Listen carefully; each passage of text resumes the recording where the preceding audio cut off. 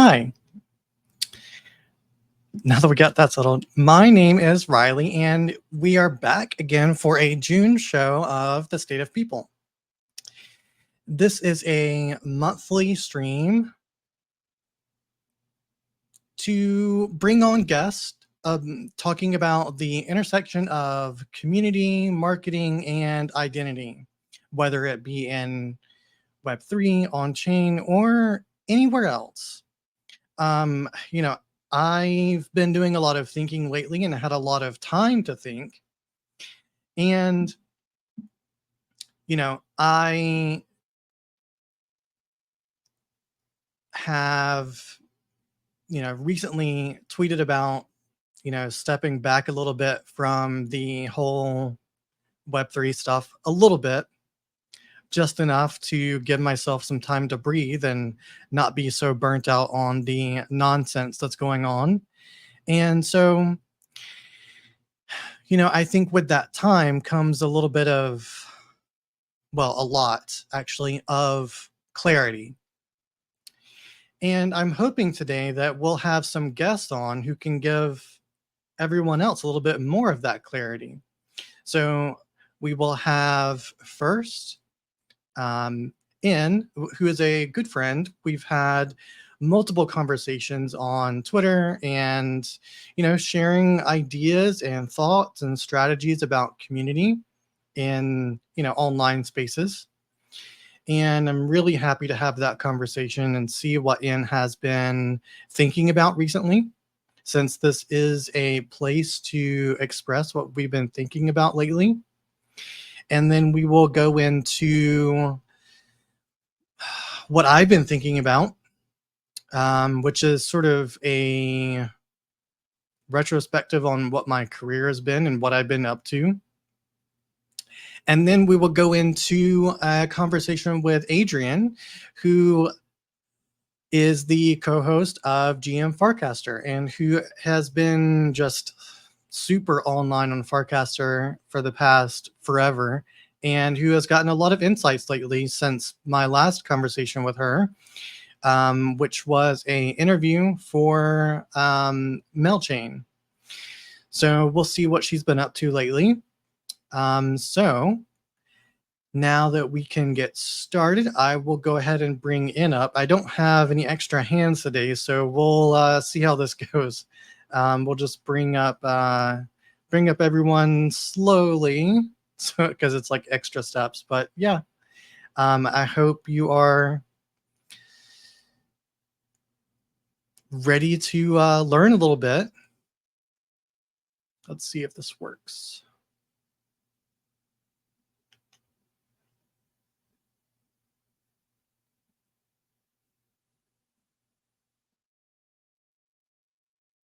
It's weird. Oh, hey, that worked. Hi.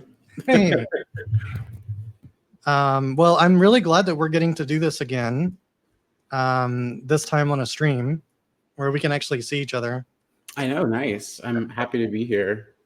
Yeah, I always get a little bit nervous on these things because I don't do streams very often, but it's fun. Yeah. So how have you been? I've been doing really well. I have been sleeping a lot. I've been watching TV a lot and like getting inspiration from sci-fi and sort of catching up on the AI movies that I've missed. There's been some interesting developments and like interesting thoughts that media has been giving me on like what it means to sort of live with technology and then also just like live without it. And like there was a show called Peripherals where it's just like virtual world in the future or something like that, and it's a whole bunch of stuff that I've been into. What about you? Yeah, I have been doing a lot of like local offline community building You have? in Salt Lake City, which has been really successful actually. And kind of just I was laid off from Wonderverse in July, and I've been kind of looking since hard job market. but excited to say that I'm finally going to be starting on Monday at Live Peer as a program manager, which is really exciting. And then also there might be an advisor thing in the pipeline as well for another company, just, on the side. So yeah, I mean, we can get into the community stuff I've been doing. But yeah, I've kind of been disengaged from Web3 for like a number of months now, just because, towards the end of, or towards the beginning of 2024 and the end of 2023, I was just feeling very like crispy from the space. And, kind of feeling like the space was very disconnected from what the state of the people is. Reality. Yeah. And I, was trying to figure out how to, well, as I come back, as step back into the space, what is Cult Leader N's perspective now, right? What is that brand persona change that I need to undergo to be my authentic self online? So yeah, that's what I've been up to. And we can go into the local community stuff I've been doing, but yeah. So overall, Oh, it's been okay. But I'm excited to be back and see where the space is currently. okay. Let me do some troubleshooting. They're saying that it's muted for everyone. I don't know what's going on. Oh no. Is it both of us are muted? I don't know. Because it does say that my mic is working, at least on StreamYard.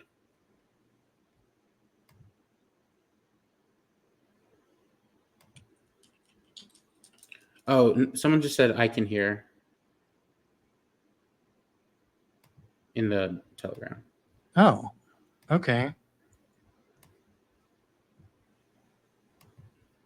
Oh, okay. Yeah, you have to actually unmute it on Lonely. Okay. All right, we're good now. Okay. Okay, so I will give the floor over to you if you want to talk about what you've been up to, because I really want to hear this, because I think that maybe, a lot of the community work that you've been doing recently has been offline. Yeah. And I think, these people that we deal with every day is like very extremely like tunnel visioned online, and we forget that there's a world outside of our bedrooms or our offices, and it's like, oh, there's people out there that are doing things that are really important. Yeah. So a lot of the work I've been doing has been around because I don't know if you know this about me, but I'm Palestinian, like partially, like my grandfather's Palestinian. So a lot of it has been around the local Palestinian movement in Salt Lake, but also Burning 60 Valley, which is the nonprofit I have for queer and trans people of color in Salt Lake. And then also ACC, Anti-Cult Cult, which is a hyper-local community practice. So I kind of have these three buckets of community building I've been doing. I think, maybe the most relevant to this space is the ACC initiative I've been doing. And the kind of idea of that is, we talk about a community a lot, just, in corporate spaces and Web3 spaces, IRL.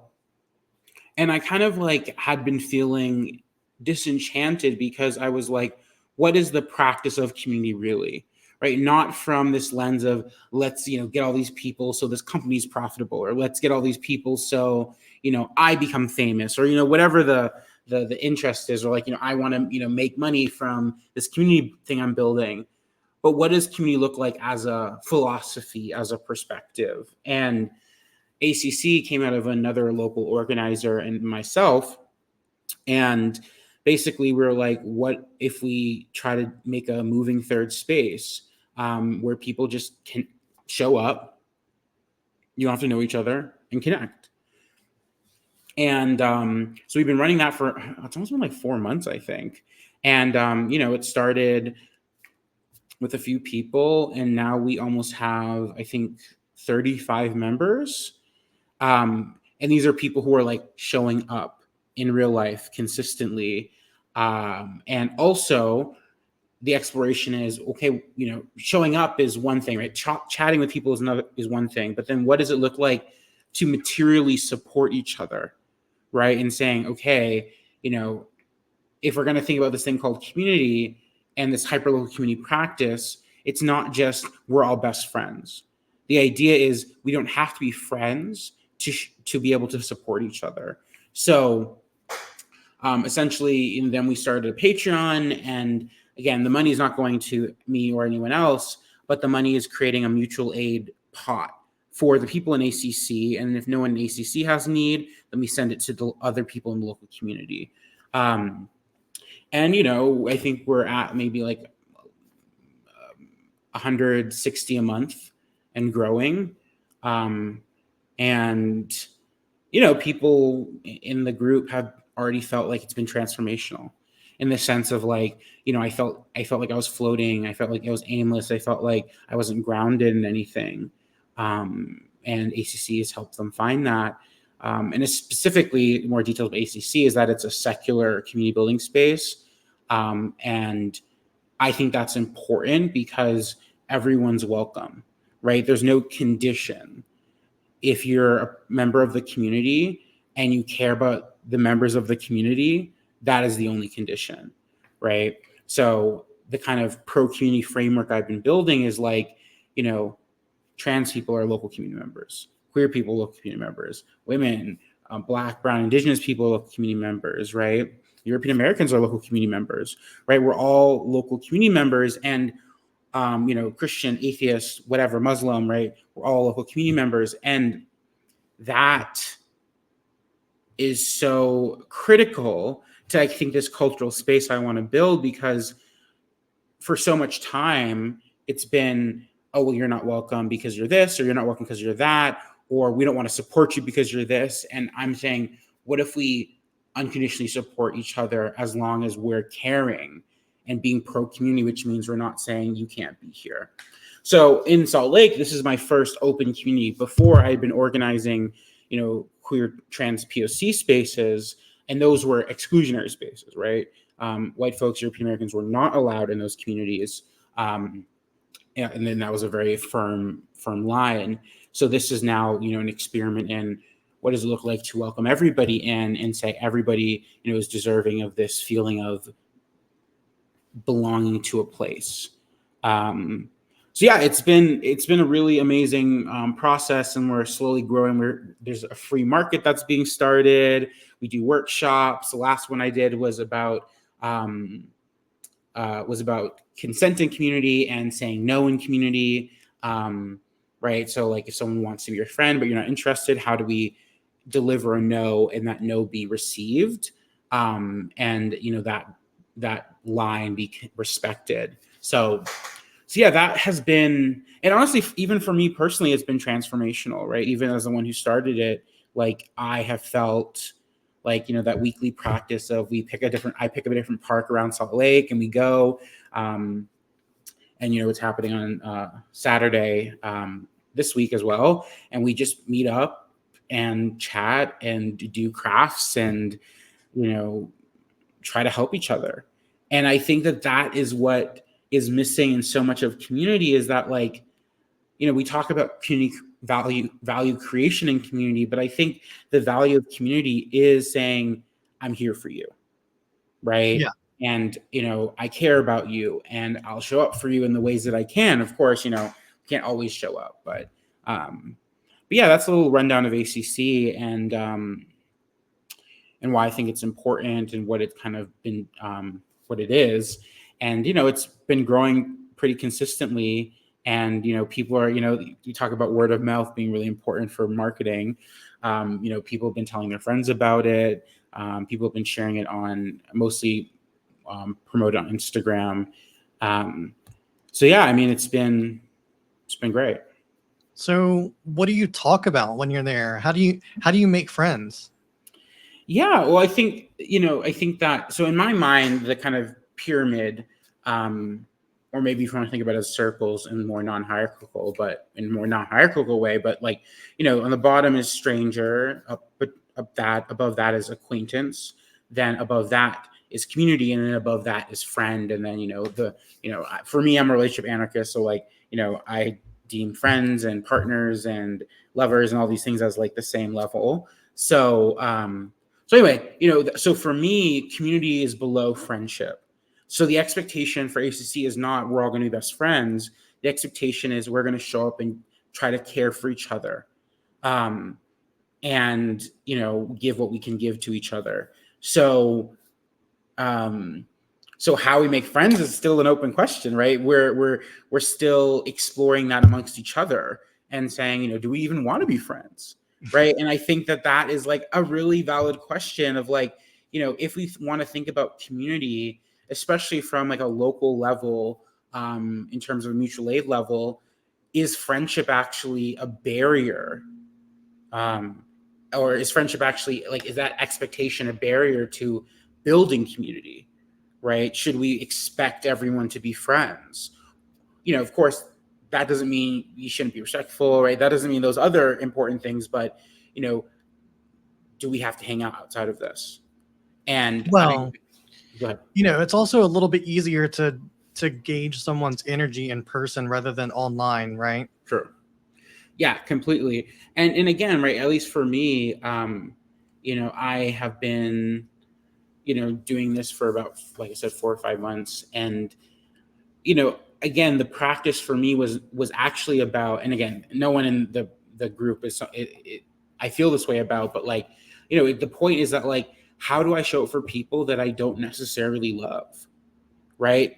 What is that practice of like, support and community, not just being people that fulfill a need that I have, right? Because that is, in my mind, deeply transactional. Right. And it's like, Yeah. I only care and support you if you are cool to me, or if I like you, or, that's me. Right. But that is not really, in my mind, community support. Right. That's, I like you, so I want to support you. Yeah. I feel like, getting away from the transactional view of relationships is really critical, because we shouldn't be viewing people like that, right? When you go to an event, you shouldn't be, there just for a status or just for value creation, as far as like, what can you do for me and what can I do for you? It's just be like, I'm with you, I'm here, I see you, we're talking, maybe I do want to keep talking to you, maybe I don't, maybe I want to talk to somebody else, and then you can go away. Yeah, I think that like there's a difference between a networking and community building, right? Yeah. For me, community building, and again, this is like in the like local environment sense, not necessarily in like when you're working at like a community position at a company, but like for me, I'm on the like the human level of community. It's about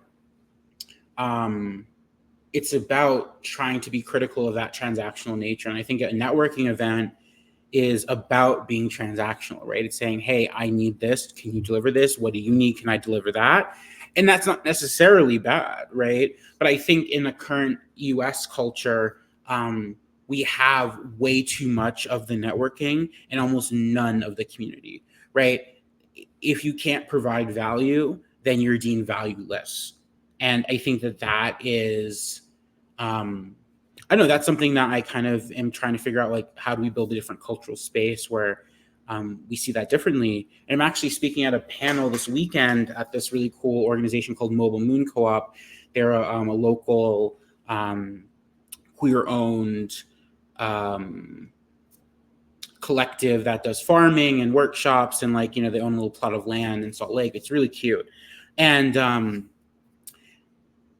for them, they were talking about emergent community, and like, they are wanting me to talk because they wanted me to talk about ACC and BSV and all these local things and the Palestinian movement and all these things I've been doing. Because one of the differences, at least locally, organizers have told me, is that the way I approach movement building is actually foundationally community building, right? And so much of movement building, even online, tends to be about clout, tends to be about numbers, tends to be about, well, I want to get more followers, or I want to be seen, speaking in front of the crowd, which, I've had the privilege of doing. But the reason I'm doing that is not because I want fame, right? Something I think a lot about is, like, a quote I have in my brain is that fame is antithetical to community. Well, it's almost expected, right? It's almost expected that we are seeking fame in some way. Yeah. In this culture. Yeah, 100%. And I think even, with my Web3 persona, right? Like, I started that as a vehicle by which to share my thoughts on Web3. Well, your account name is Cult Leader. Yeah, but so the reason it's Cult Leader N, so let me tell you the backstory. I'm not sure if I ever told you this. No. The backstory is I had an ex-friend of mine. She was like, and you have great power, and that comes with great responsibility, where, like, you could easily start a cult and people would follow it.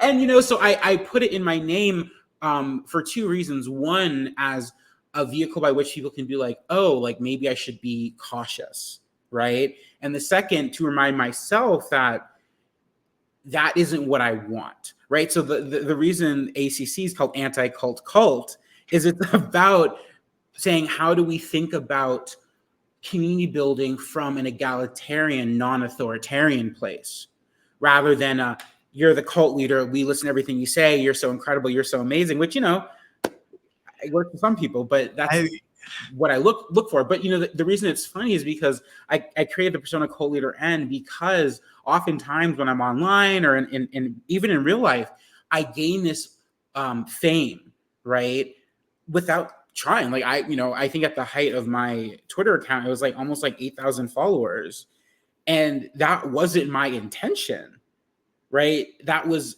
a result of me being my authentic self, and people just being interested in that. And I was talking to a friend, maybe you know them actually. One second. It's not altogether difficult to slip into that role, right? And especially in this space, it's not rocket science, and it's not, but you have to pull yourself back. Yeah, Susie is her name. She does a lot of Twitter Spaces and stuff. But something she was saying to me, we had a call the other day. She was like, and if you had kept going with the Twitter Spaces, and, like, you would have had like 50,000 followers. Yeah. And it's funny because, like, again, that was my intention, was never, let's maximize my reach, right? The intention was, let's connect with people who I think have a unique and interesting perspective on the world, like yourself, like many other people that I've been connected with for years now, right? Which is wild to say. That was was the idea. It was like, I think this technology is potentially liberatory. I think it has, a lot of really, really amazing features about it. And I want to connect with people who are having that radical imagination about how we can apply blockchain technology to the world around us. And I think still we're lacking in that front in Web3. But yeah, I think that, like, in terms of community, online community, I think, is important and amazing. But in terms of making an impact in your, like, heart, I think there is no, like, I think IRL community grounds you more. Yes. And it connects you more, and maybe in a way that I think a lot of people are afraid of, right? Because you're known. There's no way for you to unplug and say, oh, well, I'm gone now, and I don't know these people. I'm not accountable to these people. It's like, you can't, I mean, technically you can, but, it's like, you can't just unplug from the world around you. And so anyway, so I think that there is a level of escapism in digital community building where it's a little bit weaker in the sense of how connected we are. Again, I think I do it in a way where I feel very connected to people like yourself and others. Like, I think, if I met you in real life, I think we could, start up an amazing conversation. But I don't think that is where everyone is. Mm-mm. And I think that it's very obvious when you are on Web3 Twitter or wherever, Farcaster, and you meet these really popular people in real life, And it's like, you're not this thing. Yeah. But for me, the thing I present online is really who I am. Yeah. I, well, I'm a lot less, I'm a lot more introverted in person. So when I Mhm. went to my first event in New York, there was all these people that were coming up to me and they're like, I don't know, they acted like they were starstruck, and I was like, this is weird. Like, this is Mm, not like, don't do that. Just yeah. like, I'm a normal person, you know? Yeah, totally. Yeah, and I think that, this is where like the cult leader end thing comes in, where it's like, the reflection for other people of, why are you following me? Yeah. Right? Why are you thinking that what I have to say is somehow more important than the thoughts you have in your head? Yeah. Right? Why do you defer, to me? What does N think, or what does Riley think? Like, you know, I think we do have great thoughts. But I think, the the cult of like following people online, of like consumption, right, is again antithetical to community.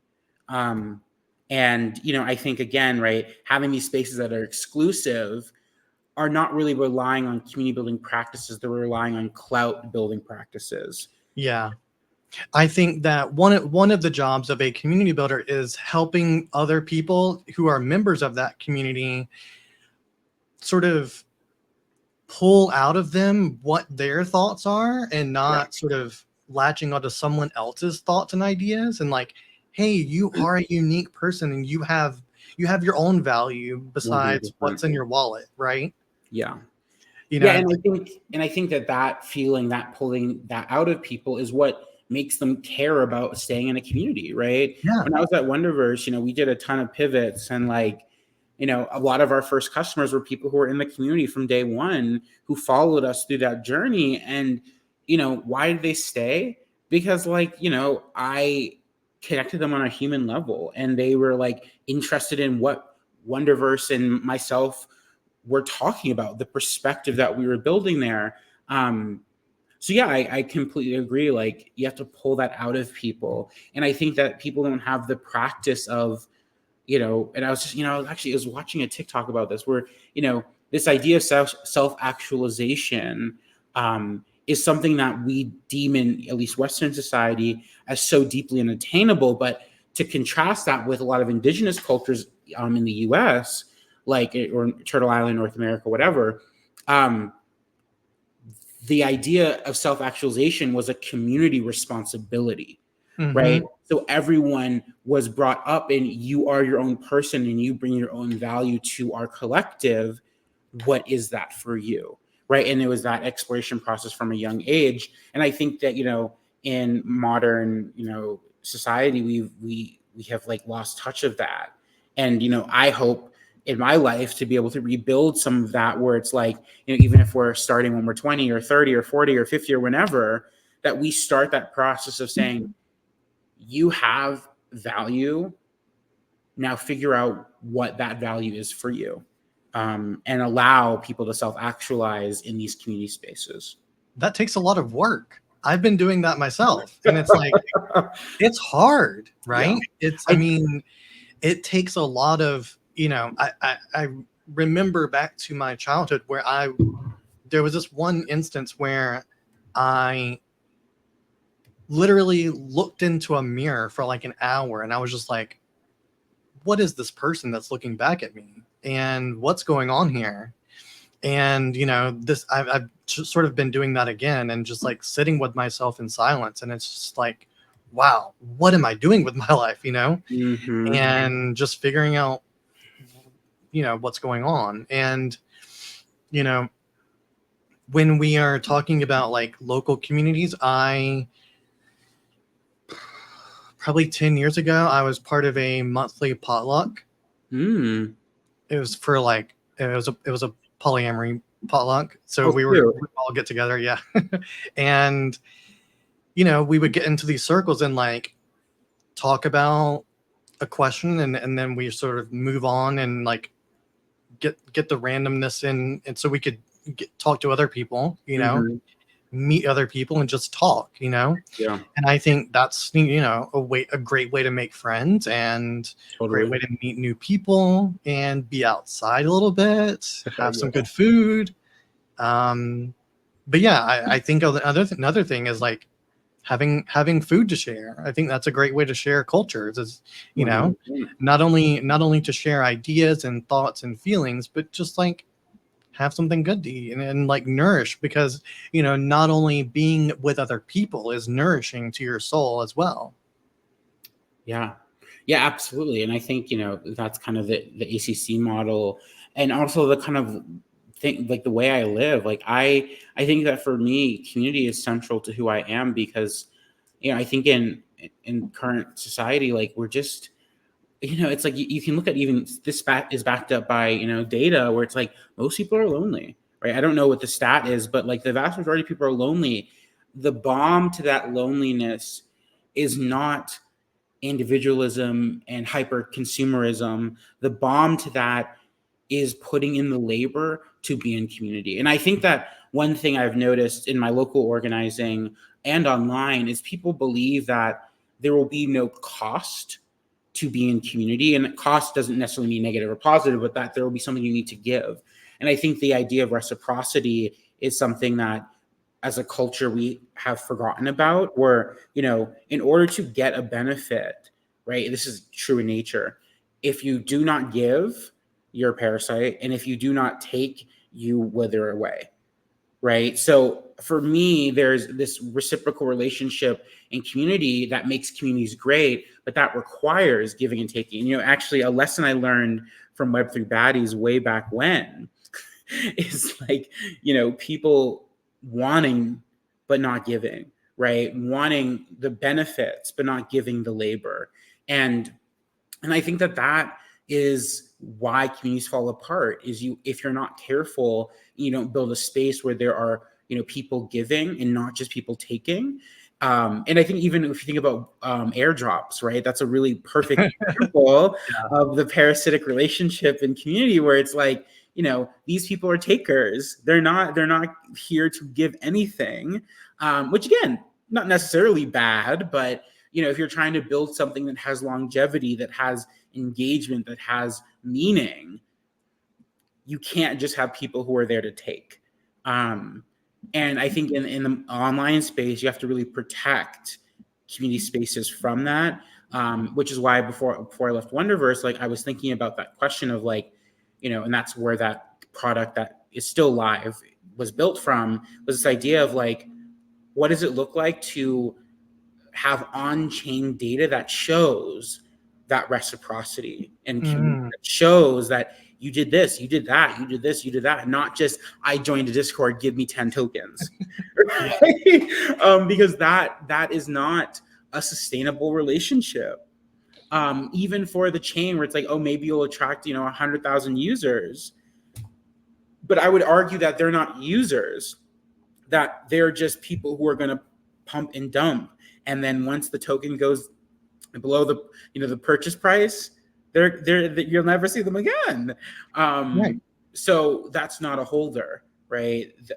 So anyway, that's just a connection back to Web3, where again, and I think a lot of people, because of these, because of the culture of the US, a lot of these companies culturally are building clout spaces, not community spaces. And and I think that we see that the strongest communities in Web3 are spaces that have built a culture of reciprocity. And you see this especially amongst devs, where devs, when you show up, they give something, right? Mm. And they also take something. But I think, it's kind of been harder in the consumer crypto space, where it's like, again, consumer, right? They just want to take. What do you And, see devs giving? giving code, right? Giving on-chain dApps, right? Like they are building something, and again, right, that building is like a give. Now, is that always going to be helpful for the chain? Not necessarily, but there is a reciprocity there of like, I'm going to build this thing and I'm going to invest in this network, and maybe they give them a grant or give them some funding.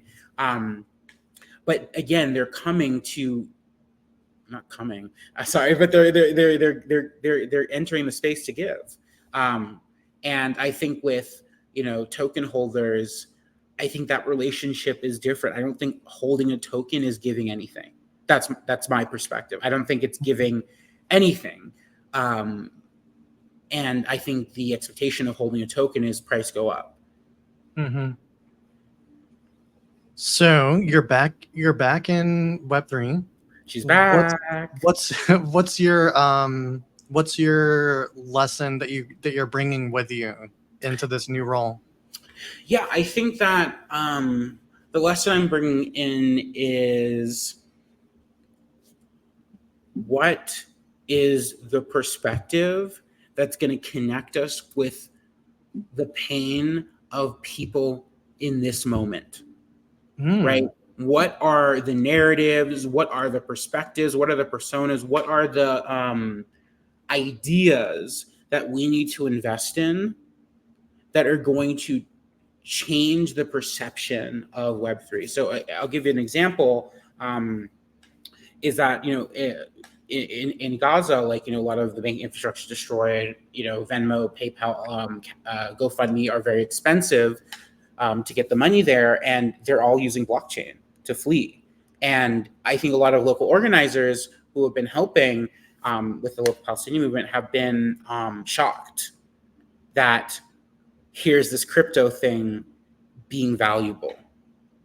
And I think that was a really transformational moment for a lot of people, because I've been educating people locally on how to use crypto.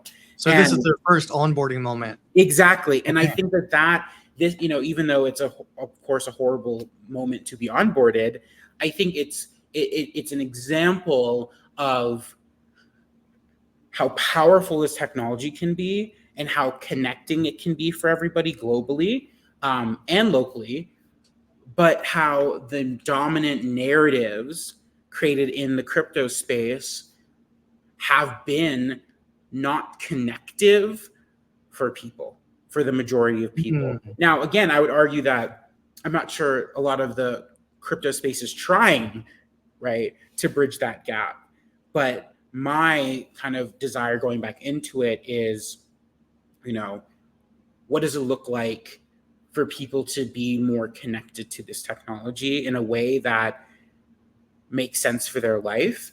I am potentially, there's another project potentially like the one the advisor is talking about, who's working on data liberation and getting a kickback from AI models for using data from people. And I think that's another great example of an imagining of Web3 that people can connect to, because everyone's scared of AI. Everyone's like, AI is stealing art, right? AI is doing all these negative things. It's not AI doing that. It's companies choosing to build their models on free data, right?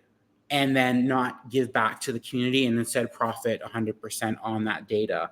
But what if we use blockchain technology to help protect people's data and help allow people to get value from the data that is being used? So again, right, it's about the imagination. It's about the people and the perspectives that they're bringing into Web3. And I think that is what I want to see happen over the next year, that I kind of return, is saying, what does it look like to connect with people on a larger scale? That's not just this crypto audience that's kind of been developed.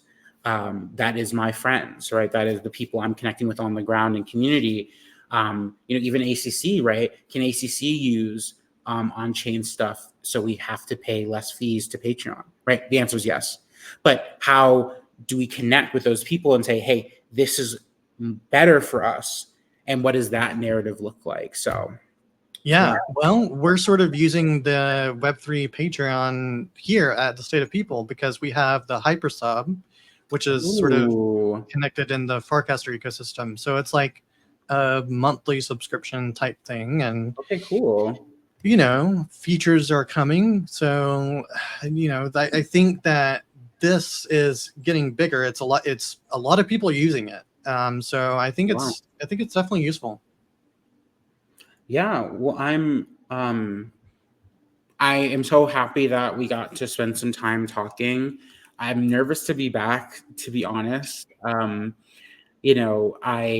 really hope that I can bring more of myself and integrate more of Web3 into the world I'm dreaming of. The world where community is important, where we're investing in each other, where things are less transactional, where it's less dog eat dog, right? People are tired. And I want Web3 to be a solution to that exhaustion, not an exacerbation of it. So we'll see if that's even possible. But, I'm daring to dream. So, I think it's possible, and I think you should continue dreaming. I think we should all continue to use our imagination, like you said a second ago. I think imagination is the key here, because without that, we just keep putting out boring stuff that makes no sense. totally, totally, totally, totally. Um, but yeah, any last things? I'm not sure if we're at time, but Yeah, thank you for chatting. of It's been course. great. We will catch up another time, and I think that we covered a lot of really critical things here today. So thank you. Well, Riley, as always, it's been a pleasure, and thank you so much for inviting me on and thinking of me. Um, and yeah, I hope the rest of the stream goes well, and you have a lot of other amazing guests. I'll probably be watching for another like 30 minutes, but I'm doing some housing tours, so I might be buying a house soon. Oh, I know. amazing. Yeah, it's Well, it's good luck with exciting. that.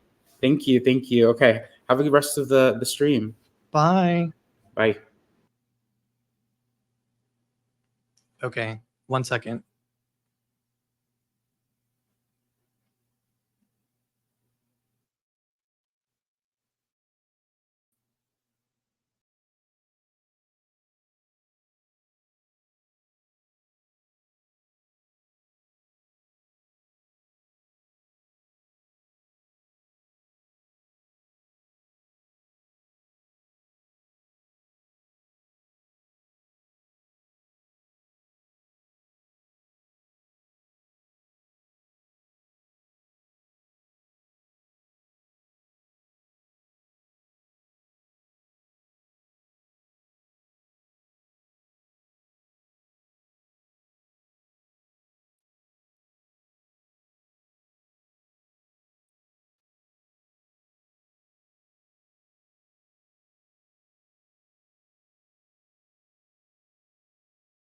Okay. I get confused with these StreamYard things. Okay, so I have the floor for the next 40 minutes. So I have a few things that I want to talk about and sort of discuss. Sort of serious, but sort of also like informative also. So from 2011-ish to 2016-ish, I was deeply part of multiple fandoms. And I think I've explained this before, or at least told people about it, but I haven't really discussed the strategy or like what we did and how we did it. So for those that don't know, in 2011-ish, the comic book for Captain Marvel, aka Carol Danvers, was rebooted for like the third time, fourth time, maybe throughout her career. And she got a new writer, and that writer was Kelly Sue DeConnick. And she was a force to be reckoned with from the Pacific Northwest. So, as you can imagine, she was very liberal minded, very feminist, very headstrong, very stubborn, just like Carol Danvers. And this was a time on the internet where fandoms were going insane. And this was a time where Tumblr dominated the internet. And this was a time when I'm sure a lot of people were on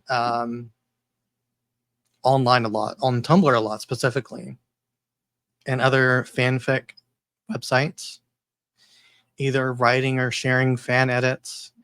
And I've always been a comic book lover since I was extremely little. I started out in comics watching X-Men 97. I was a big fan of Wolverine and Jubilee, and then I got into Batman. And so when I sort of grew up, and I stumbled onto Captain Marvel. And this fandom means the world to me. And I want to explain to you sort of what we did and how I got involved in it. After a while, of like interacting with other people who were part of that fandom, I actually got a message from Kelly Sue to help her run her sort of doing community management with a few other people, making sure that the materials that the other fans were making was sort of getting put in all in one place for other people to share, for other people to see, and sort of to grow the community.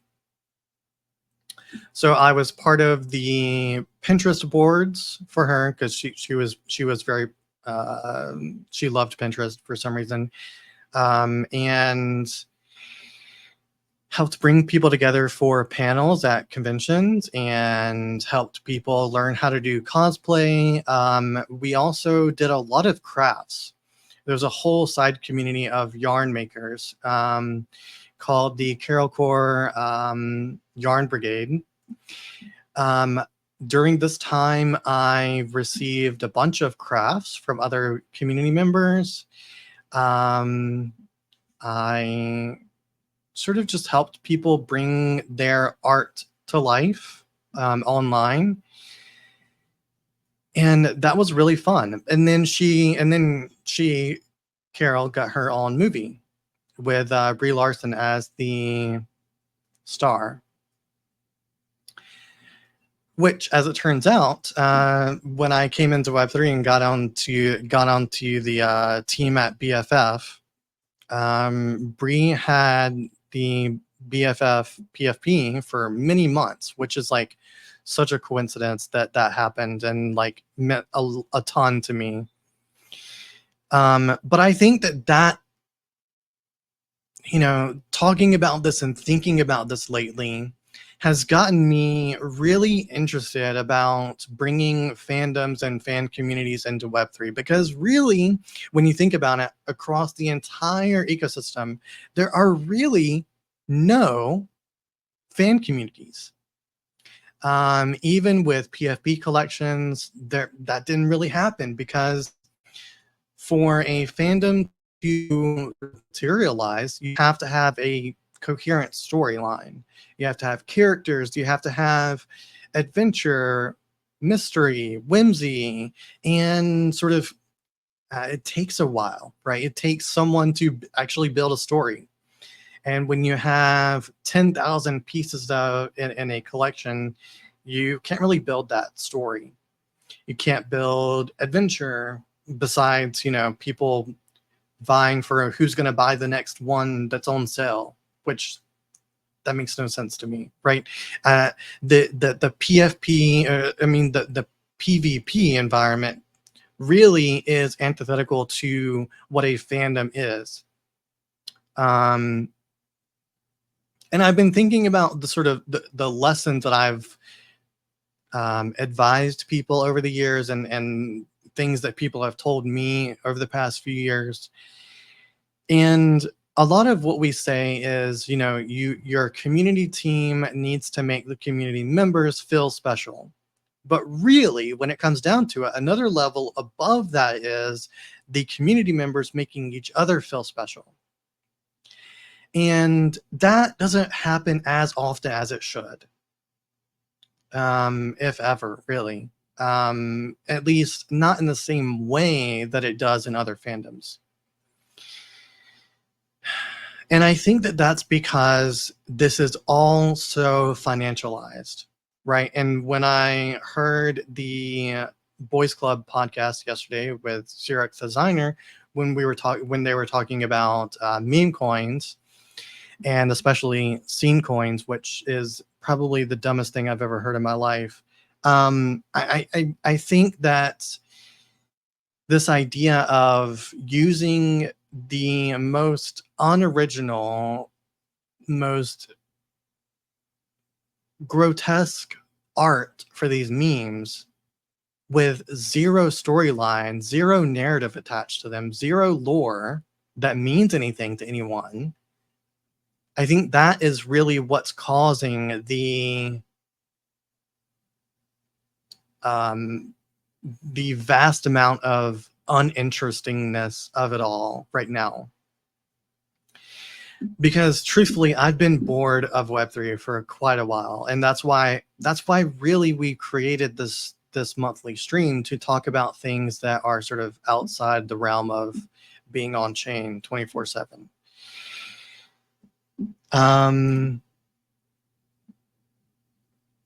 Yeah, most of these memes are also stolen. So, and so I think that the sort of solution to this uninterestingness of it all and the boring nature of it all is to actually create characters in a way that builds slowly over time and gives people something to actually care about. Because I remember way back when, this is probably 2013, 2014, when I went to Dragon Con, and I will never forget this moment. There were several moments that weekend when, and Dragon Con is a convention in Atlanta every year. I remember this moment when I stepped into a panel, just like a fan meetup for the show called Lost Girl, and I've been watching this show, rewatching this show again, to sort of get inspiration. But I walked into this room and people were in cosplay. People were doing trivia off into a corner, and people were just talking about how much they loved this show, and they loved the show as much as I did, if not maybe more. And this is one of my favorite shows of all time. And it's because there is a sense that, you know, this is a world that you could escape to with other people who care about the characters and, you know, would dress up as these people, would talk about how relatable they are, right? None of these meme coins are relatable. None of these PFP collections are relatable. Nothing about crypto is relatable to something that people care about that is not attached to financial gain. And I think that what makes fandom special is that it is not attached to financial gain in any way, aside from maybe rare memorabilia, right? And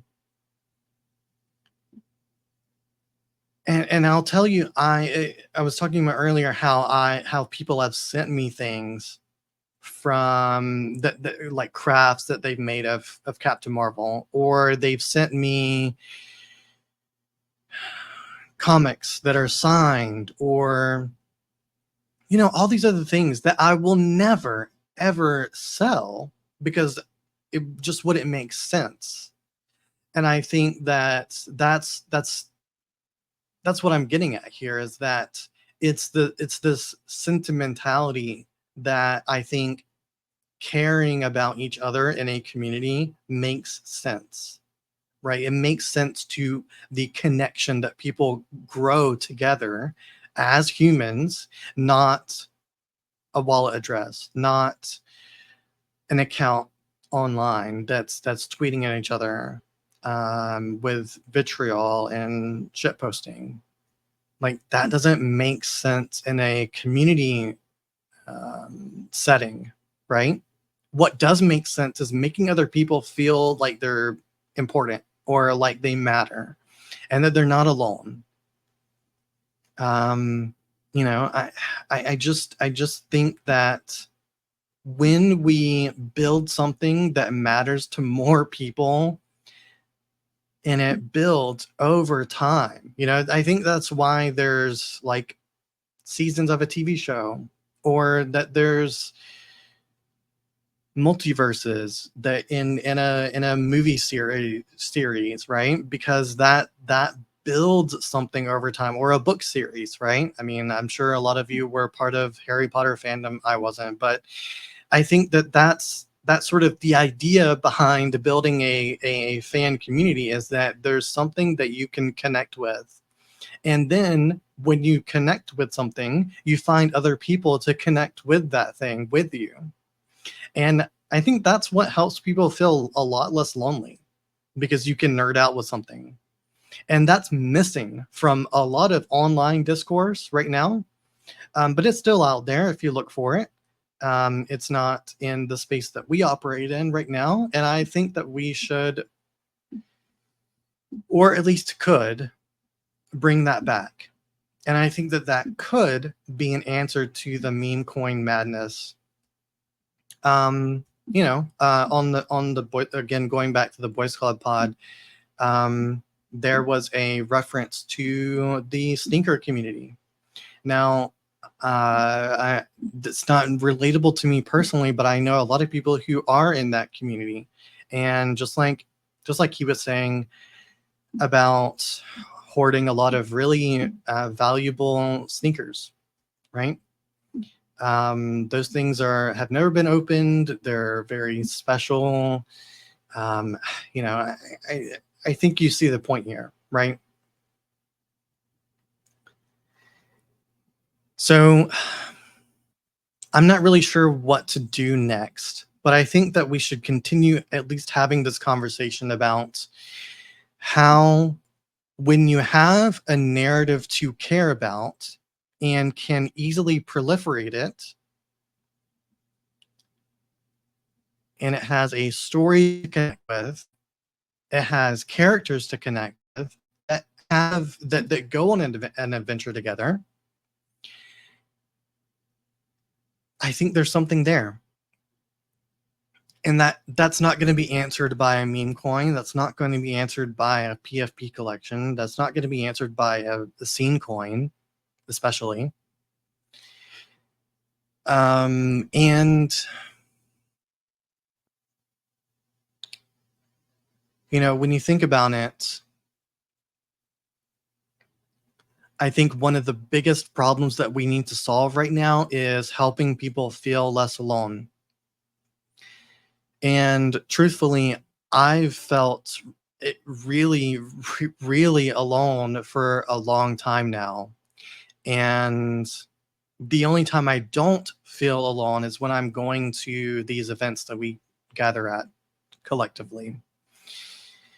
That's why I try to go to as many as possible, but I don't get to go out to as many of them as I want to. And so when we do that thing that we do, we're able to come together and share what we're into. We are into sort of what we're doing online. But what I would encourage people to do more of is to talk less about what kind of value that you're going to be transacting together, how much money you're making together, whatever business that you're building together, and learn more about the people that you're talking to. Learn more about what people do outside of the work that they do on a keyboard every day. Learn more about what people do outside of the screen, because we need that. We need that desperately. And people have stories to tell that will astound you. People have loves, people have hobbies, and people are not just what's in their wallets.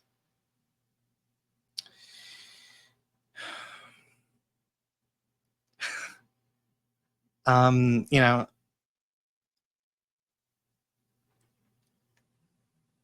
I have been in the past couple of months, I have been using this app called Waking Up from Sam Harris. I've logged almost 160 hours on it in the past 60 days. And I've been learning a lot about what it means to be mindful, not just of myself, but of other people who I interact with. And that's helped me a lot. But I think what's helped me even more is stepping away from Twitter,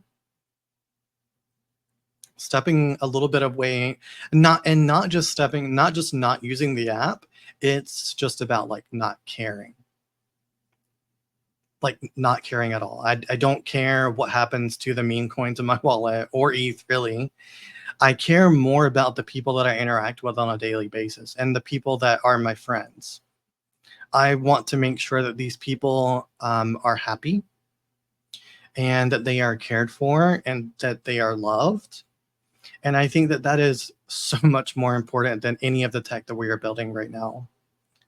We can build the world computer, we can build the universe computer for all I care. But if there's no one there to operate it, and we're just like drones staring at a screen all day, that's not a world that I want to live in. So it's going to be my goal for the next 6 months to a year to really think about this problem. And if you are someone who wants to build a fandom or to build a story and a narrative for your project, reach out to me. I'm here and I know how to do this thing and I know how to do it right. And I don't think that would have that movie, that Captain Marvel movie would have happened without such a massive, passionate community. Because honestly, that her comic book didn't sell really well. It was the community that made that movie work. And that's something that I will always think back on and like learn from. And even the shirt that I'm wearing right now, this pink shirt, it has my PFP on it right here. And this is because someone in my community made this shirt for me, right? And that same person actually mailed me with it a 30-year-old sticker, a jelly bean sticker. And I think that is what fandom is. I think whenever you share enough of yourself and your story, it's not that much, it's not really rocket science on how to build connection with people if you try hard enough and you share yourself. So if you're listening to this right now, I encourage you to open yourself up and say, what can I do today to make someone else feel like they can share themselves with someone else? And if that makes sense to you, open yourself up a little bit. Be present with others in whatever way that means. If that means sharing what you're building, fine, right? But if you're compelled to open your heart up a little bit and tell people, hey, I got this cool book today, or I got this thing that I really like, and I want to share it with you, do that and see what happens. That's all. I hope Adrian comes soon because I sort of ran out of things to say. But if anyone has any questions, I'm happy to answer them. I'm going to take a look at the chat real quick.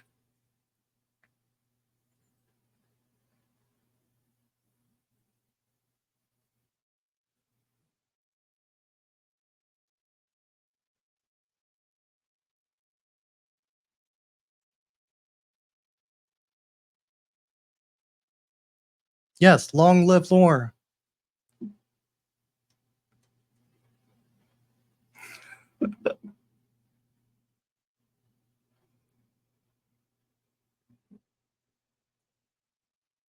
Let's see.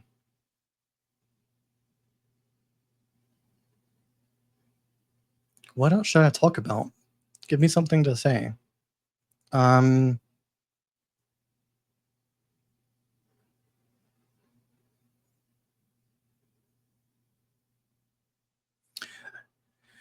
there was another community that I made on Facebook that I was a co-founder of for the for people who love pastel goth fashion and makeup, and that was really fun too. We made a coloring book together. Community members submitted coloring pages, um, and so both of these communities were running for about 5 years each. Um, we had a lot of people actually in the pastel goth community. This was like so it's like purples and pinks and blacks and things like that. And I just think that community takes a lot of time to be intentional about. And I think the short term thinking and the unoriginality really hurts people in the long run. I was looking at something earlier today, actually from Arbitrum on the governance forum, and they were doing something with like Lord of the Rings. And I'm like, that, yes, you can take memes from other communities. Lord of the Rings is certainly a fandom that you can take from, but my thinking is if you create your own memes and your own storyline for your community, no matter how silly it is, people will say, "Oh, maybe I should learn more about that." If it's something that's actually original, right? Because if you're going into a comic book store and you see something that you don't recognize, then you might pick it up and say, wow, this looks pretty cool, let me look into it. And then you go online and you look up to see if there's actually other people who care about it. And that's sort of how things go, right? And I love seeing things out in the wild and saying, oh, let me dig into that more, right? I think that that is a really special feeling to stumble upon a new community and not have it just like right in your face, you know, especially when it's just like not interesting, you know. I think a lot of these communities do an okay job with original memes, especially but I think that that takes a really special type of social media manager. A lot of these communities are hiring right now, and they're looking for memers and shit posters, but all of those people are just like copying other things. So we have one question: how do you activate a group chat? Oh, this is multiple questions. What is something that can get conversations started naturally? I've tried nudging, but doesn't always work. What's a healthy project group chat supposed to be like? Well, I'll tell you one thing. Um, I I think because of the way that Tumblr worked, we didn't have a group chat for the Carol Core, and it just it didn't need one. But for at least for BFF, right?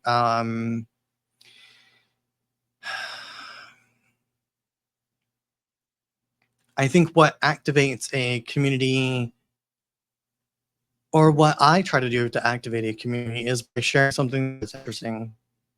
And if and the reality is, I think that this is sort of a harsh reality that you learn over time, is that if you share something and it doesn't activate people, then maybe the thing that you shared wasn't actually interesting. And when people are just like crickets, then it's time to up what make whatever you're sharing more interesting. And I think that also takes time, and it takes learning the people that are in the group chat as well, like what their interests are.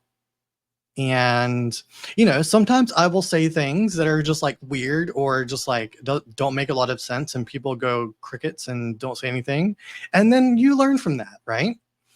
um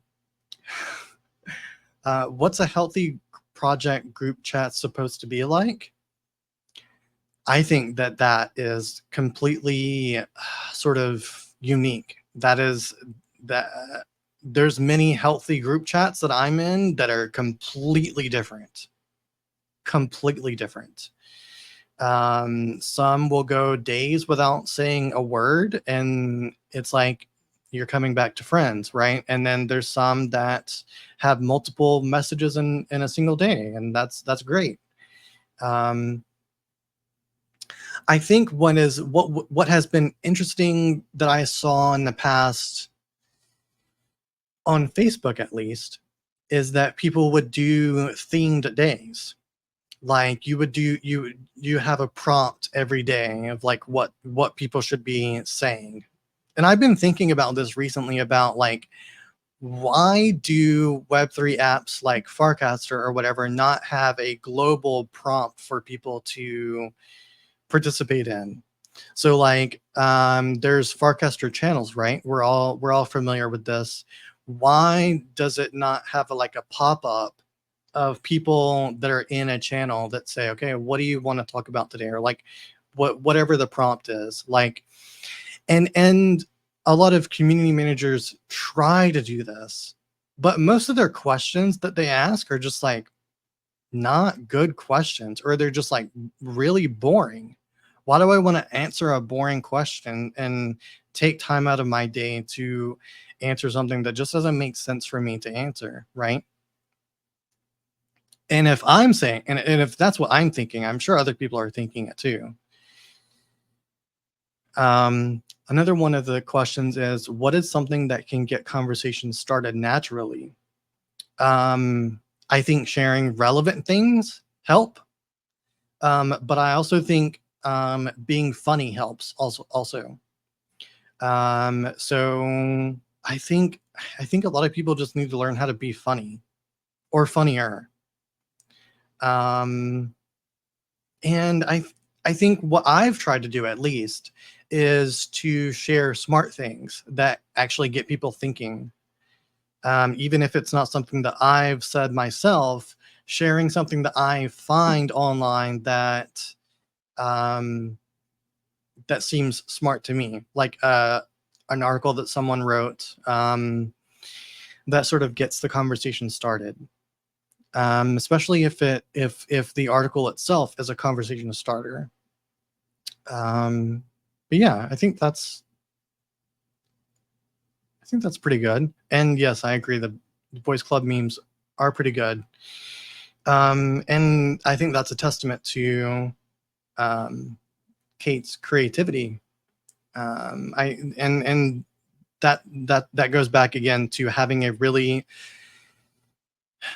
people like that are just like so rare, honestly, so rare. And that's why marketing in Web3 is having such a bad time right now, because why would a marketer want to actually engage in a place that is so nonsense? It doesn't make any sense. It's not healthy, right? It's not like nourishing for the soul, right? It's just a bunch of shit posting. And that's fun for people who just want to make money. It's easy to do. But for people who want to build for longer than 5 minutes, then it's not really fun. So again, the lesson here is build a story, build lore that makes sense, and be original and be fun. Because if the thing with me is that if I see that your team is not doing any of those things, I don't really want to use the app because I have a feeling that the app is just going to be vaporware. That's just like how my brain works, and probably yours too if you're listening to this. Well, Adrian is here, and we will get going. If I can figure out how to get Streamlabs back working with the two. Let's see if this works.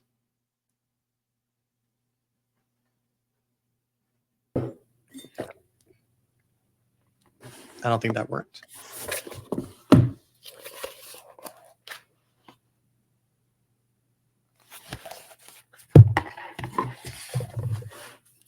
Why did it not work?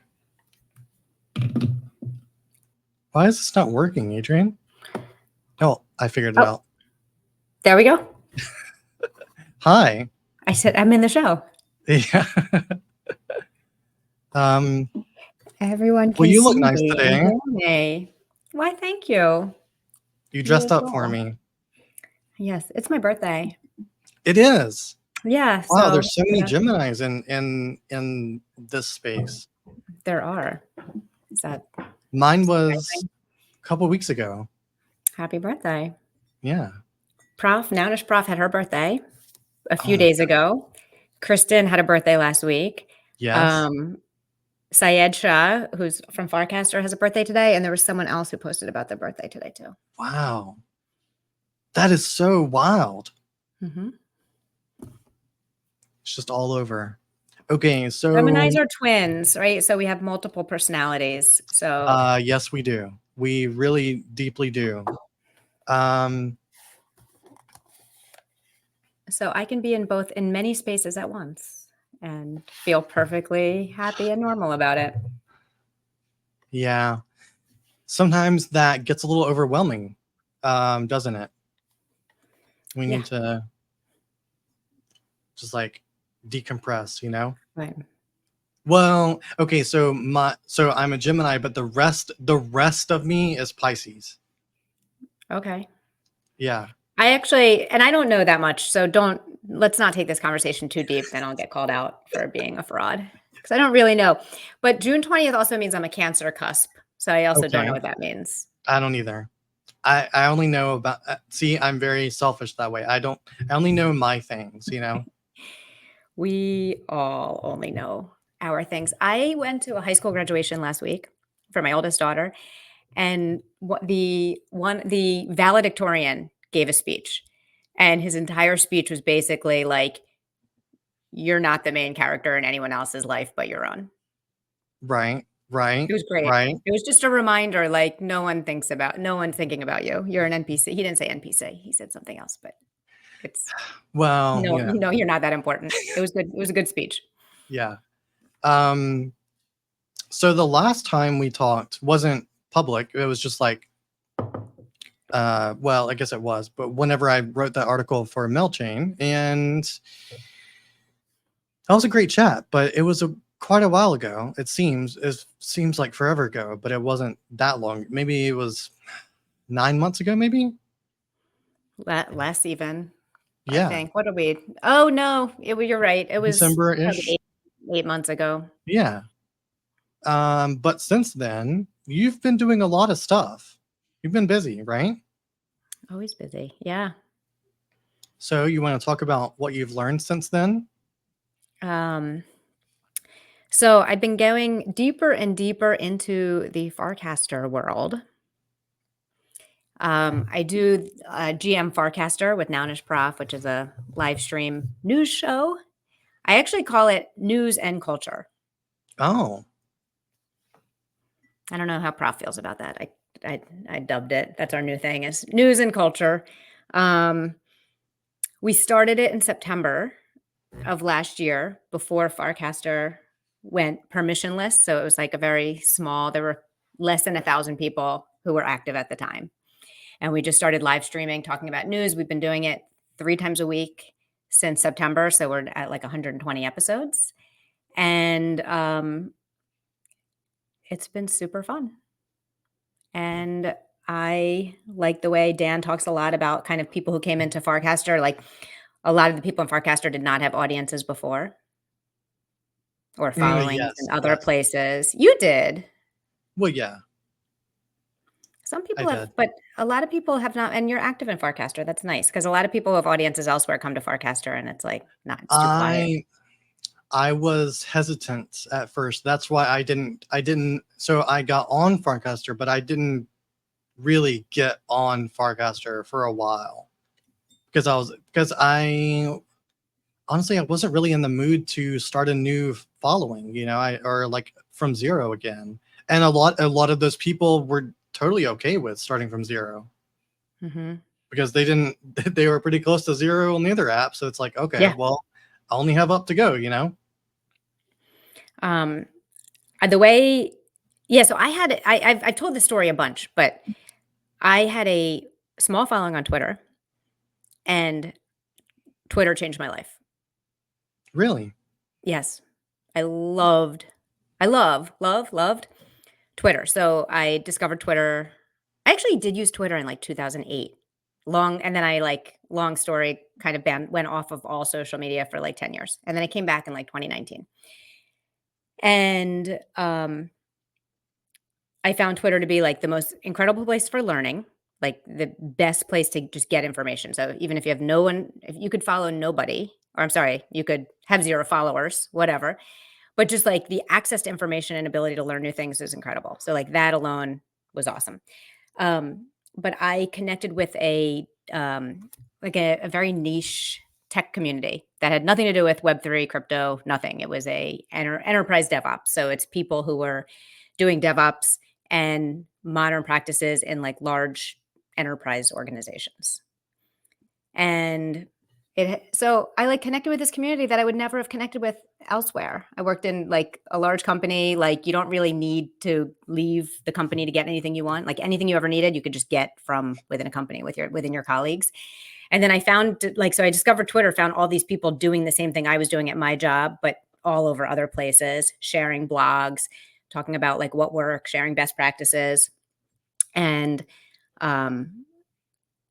I DM'd someone, like a very famous author who hosted conferences about and he DM'd him like out of the blue, like, where else can you do this? He invited me to be a speaker at one of his conferences. I ended up speaking and I ended up just like making a lot of connections. So I had a very, very small, like it was like 100-person network on Twitter, but it gave me it ended up bringing me so many like career opportunities. So I was like, oh, social media is cool. You can like connect with people from all over the world about topics that I wouldn't find in my neighborhood or at my company. Yeah, I think so I had an account on Twitter before this one, and I deleted it the day that I came into the day that I came into Web3, the day that I bought my first PFP. So I've only had this since January 2022. Oh. Mm-hmm. Yeah, but I've always loved social media because of all the reasons that I've talked about earlier today. But it's just sort of a love-hate relationship, It has its ups and downs, but I think that one of the best things is just like building relationships and sharing. And what you do is what do you like most about sort of being active on Farcaster as opposed to Twitter? What is it given for you? Yeah, well, like I said, so I and the way I found Farcaster was I had started getting into crypto. And someone that I was following on Farcaster on Twitter had talked about Farcaster as interesting. So I was already kind of loving social media as like this is a very excellent tool in the modern world. And I'd heard about Lens and Blue Sky and Mastodon. This was like kind of during the Elon private takeover in between when it seemed like everyone I know was leaving Twitter. You could only pick, like, to your point of like, I think why people don't start over is it takes energy to build, A to lot. find your spot. So I didn't do a big analysis of like which one was I going to do. I didn't join every other. I like just picked Farcaster. Someone I respected said good things about it, and I came in to try it, and I just kind of stuck with it. So we'll see if it ends up being a good decision. But It has been so far, far, though. You've met some people in real life. It's been incredible. Like I had no idea what I was like. Yeah. So let's see, I joined in late 2022. All of 2023 was extremely, extremely active on Farcaster and made a ton of friends. And I think it's just, I love the meeting people behind PFPs and the kind of the pseudo anon vibes. Yeah. Farcaster seems less anon than maybe other crypto spaces. I agree. And I think it's because I think it's because they're builders. And I think that might lend itself to sort of wanting to know who's building something. It's like that sort of human urge of like, I want to know that this is a normal person behind this, you know? Yeah. But the people's identities aren't like in your face. Like I always used to say, like, if you go to my profile, like within 3 clicks, you can find out who I am. You know, like I'm not hiding it. Yeah, But you're you have to pretty do a little bit of transparent. work. Did you read Status as a Service, that essay? Or have you read Yes, I it did. Eugene Wei? Okay. Yes. It's like one of these classic about social networking and I think that's the other crypto gives us the ability to say, oh, you can come in as an anon or pseudo anon and build your credibility and reputation online. And that's great. But then you can't really port that status to the real world. And I think that might be one of the reasons why people don't go full anon. But anyway, all right. Why do I love Farcaster? Because really it was like, is it the first? No, not the first place I made a lot of online friends. I don't know because everyone I wrote about it last year when I did my senior essays, but I didn't feel like an outsider and I didn't feel like I didn't belong. So I think, which is the irony of crypto when like everything is new in crypto. So like, why I have to pretend to feel like if you're coming in as if everyone's not new. So it's sort of this middle ground, right? Mhm. Where it's like you start in the middle instead of starting at the bottom. I don't know. Yeah, in Farcaster, you mean? Yeah. Yeah. Well, I don't know. I just like the vibe I got was like it just felt like a very open, welcoming, inclusive place, and people weren't trying. It didn't feel like people were trying to I don't know, compete, show off. Yeah. Yeah. That It was especially. just it was just genuine It's not people really and a big like bragging, showing off type thing. But I'm really wondering, the way that things have evolved. I'm curious to know your perspective on how community building specifically, or marketing, since you have to do that, has evolved since you started to now, and what's been the most exciting part of this year, at least community building wise. Like, how do you bring people together for either the show or for yourself, because you also host one of the biggest channels, right? co-host. Co-host, yeah. Yeah.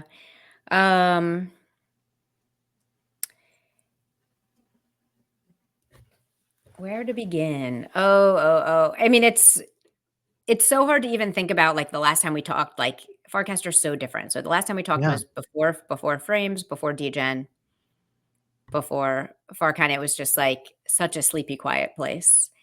And I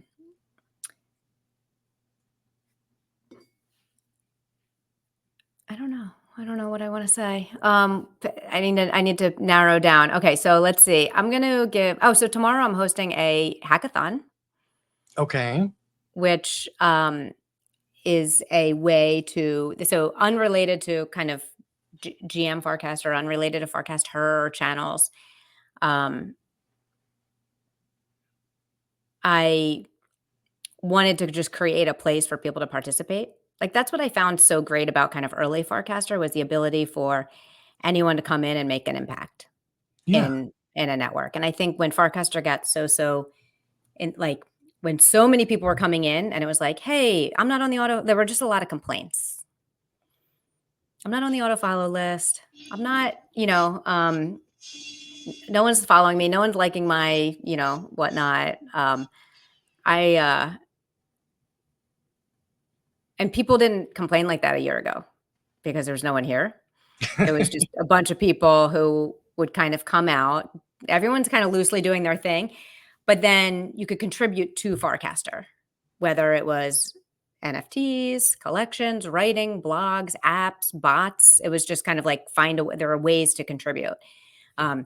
We coined the term. Actually, we didn't coin the term, but we memeified the term conversational liquidity provider, which was just recognizing the value that people needed people who would start conversations, like, and not be, you say this all the time, don't be boring. Yeah. Like, be And interesting. and people would do that if and I felt that too. It's like you were talking to a void, at least in the beginning when you had hardly no followers.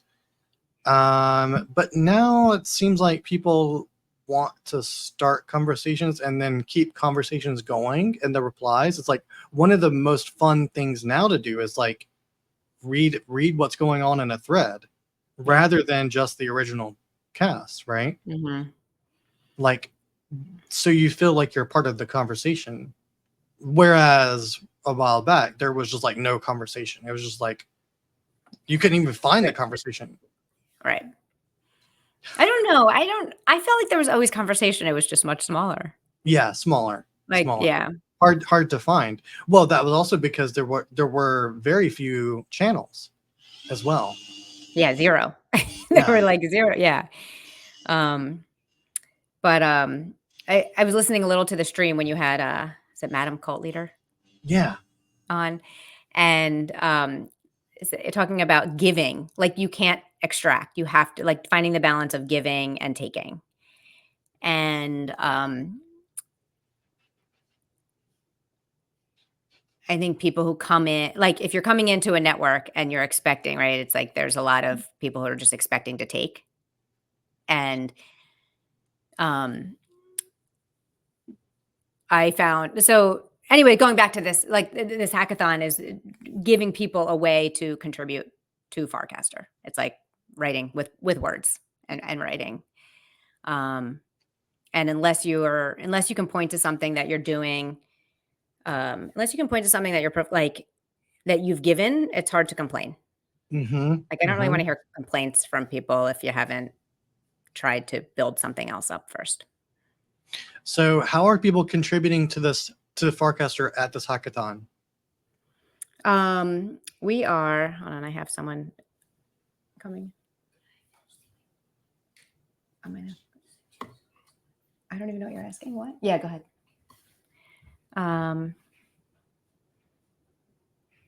Sorry, Riley, what was the question? I just got visited by a child.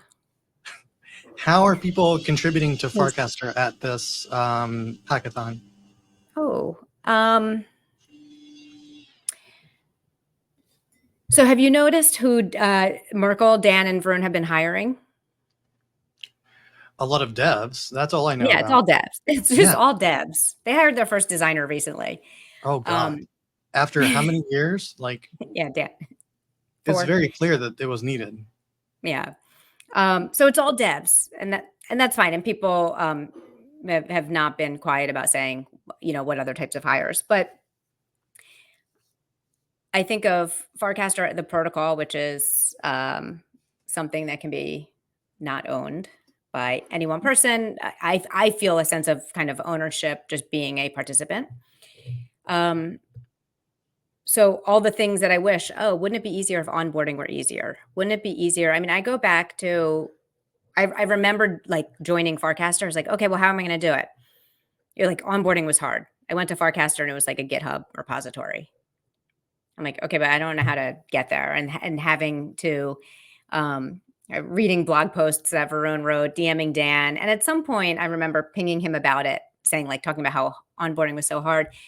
And he said, at least early on, he's like, well, maybe by design, because only the people who are going to jump through all those hoops once they get here, it kind of keeps people out.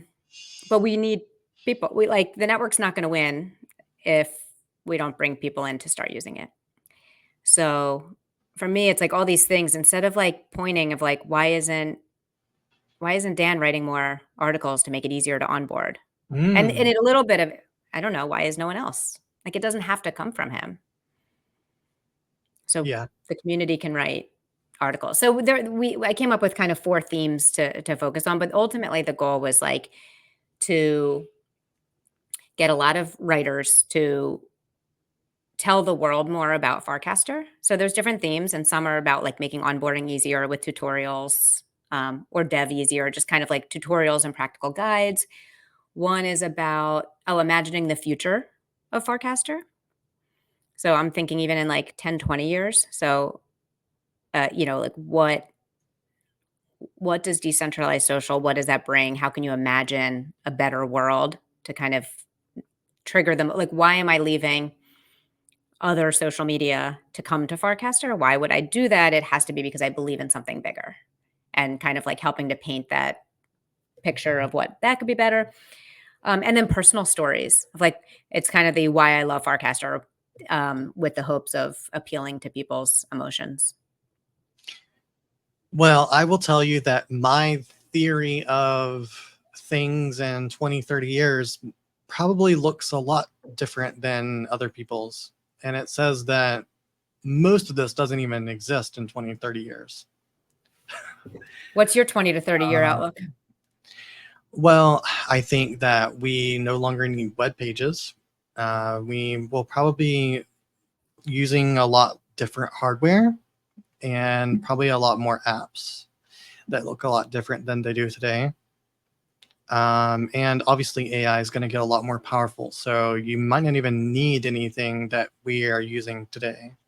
Probably not even laptops, right? And at least the form and function that they are used today. And the internet as a whole is going to look a lot different. I think that it's very possible that even Farcaster doesn't even exist in the same form in 20, 30 years or at all. I think that it probably morphs into something a lot different than it does today. Yeah. I mean, I can't even begin to, 20, I like to play the game of like go back 20 or 30 years and do the comparison. Yeah. And if you believe that not just that things will continue to change, but the rate of change will continue to accelerate. Yeah. Exponentially. I mean, so more different than you could ever even comprehend today. Mm-hmm. Do you believe in a world of abundance? Are you optimistic about future or pessimistic? I think so. Most days, at least.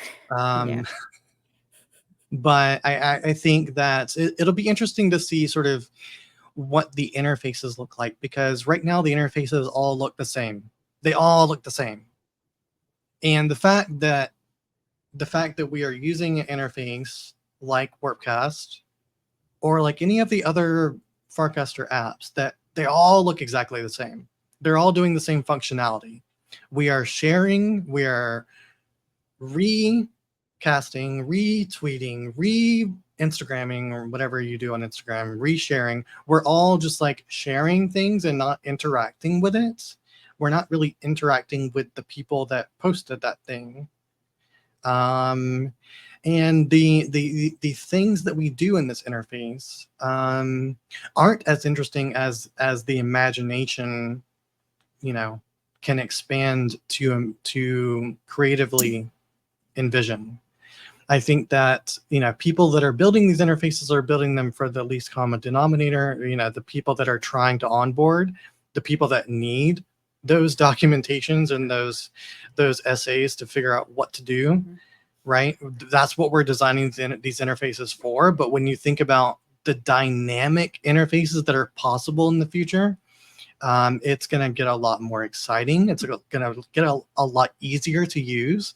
because you'll be able to actually interact with the people behind these things that are actually using these tools and these networks. Yeah, I agree. And I think the interfaces are optimized for certain things, right? So I'm connected to thousands of people all around the world, and I can quickly know what you're thinking or what you're doing and quickly shoot out messages like from wherever I am asynchronously. And like that's super powerful. It gives me, I enjoy it. Like when I spend time on Farcaster, I actually like enjoy it. But if I was only spending time on Farcaster, Yeah. I'd be very unsatisfied and unhappy. Right? At some point it's like it's not fulfilling in the same way that being with someone face to face is. Yeah. Um but I can't be face to face with everybody when I want to as often as easily. So I really like the emphasis on the URL to IRL pipeline and kind of the balance between digital, online, and in person, slow, analog. And this hackathon is in person, right? So it's yes. So I originally was going to do it just like as a experiment in New York because that's where I live and I can see, just kind of like bring people together. Let's just do it. We'll see how it goes. And Farcaster wasn't having it. The people Really? just no, I just when I say Farcaster, I mean people on the feed. They Yeah, yeah, yeah. demanded virtual. So everyone like because everybody wants in and not everyone's in New York. And they were like, well, can we do it? So I didn't I said I didn't promise it from the beginning. I was like, let's figure out if we can do it.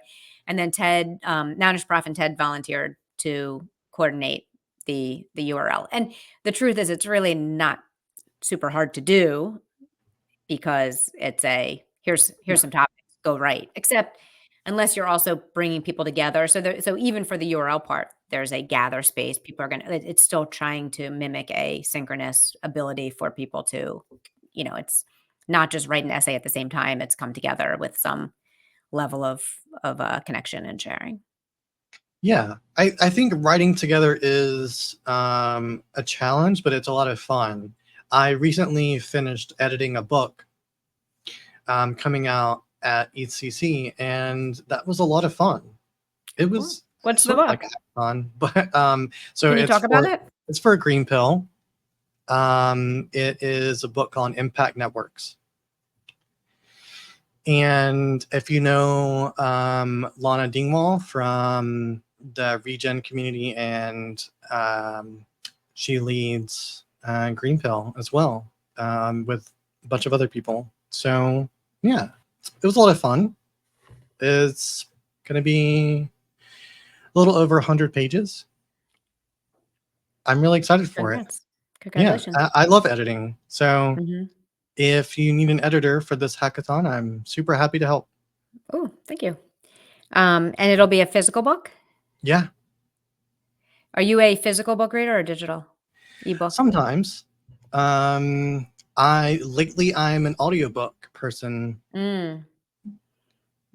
I've never done an audiobook. because it's a lot easier to do on walks. And so Yeah.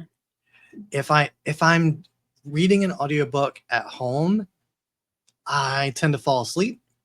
But I also tend to fall asleep when I'm reading a physical book too. So if I'm walking and reading, then it's easier Isn't to that stay. the point of books? As a Sometimes. Sleep aid? Yeah. Does not everyone use books as sleep aids? Yeah. Is that just me? Okay. I'm a like a very dedicated e-reader. But I like the physical trophy of a book. Like if there's a book that you Yeah. contributed to if I ever want to write a book, it will be a physical book so I can hold it. If you were to write a book, what would it be about? Oh, I have a children's book drafted. Really? So yes, I have a children's book that that needs to be published. It's a very important book, and I'm really proud of it, even though it has not been written. So I wrote it. It has not been illustrated yet. but it's very meaningful to me. And people from Farcaster like helped me last year. Just going back, shout out to Farcaster. And I was like, someone volunteered to proofread it and give feedback. This is kind of why everything I do in Farcaster, people are just so willing to help. And so shout out Farcaster. Does it have parts of you in Can it? I tell you about my book? Yeah. Okay. Because it's kind of relevant to community and digital worlds these days. Okay. It's an anti-tribal fable for the modern day. And this is a kid's book? Yes. Okay. So here's it is. Okay. It is a story about a bat. It is based on a Mongolian fable, like an old school Mongolian fable, in the tradition of oral storytelling and fables. And the story is I'll do this quickly. The land animals and the flying animals, all the birds and all the animals are in a massive war. And you've got the stag, the lion, the bear, the tiger, all on one side, fighting the hawks and the eagles and the robins and the ducks and whatever on the other. And they're going at it. And no one can win. It's just like a brutal, brutal battle.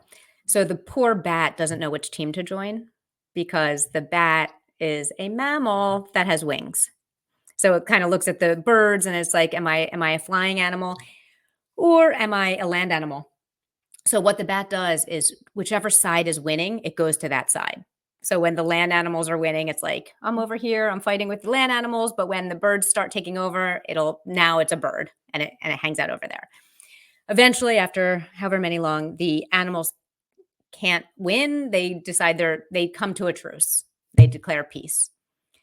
And they look at the bat and they say, you were a coward. You didn't pick a side. And none of the animals claim them as their own. And the poor bat was destined to live all its days in a cave in the dark. So it's like a sad story for this bat. Well, it also sounds very relatable to Web3, where people are always choosing the person that's winning the most. Exactly. Don't be that bat. Yeah. Right. So in this story, in this story and the story is called Why the Bat Lives in the Dark or something, or in the cave.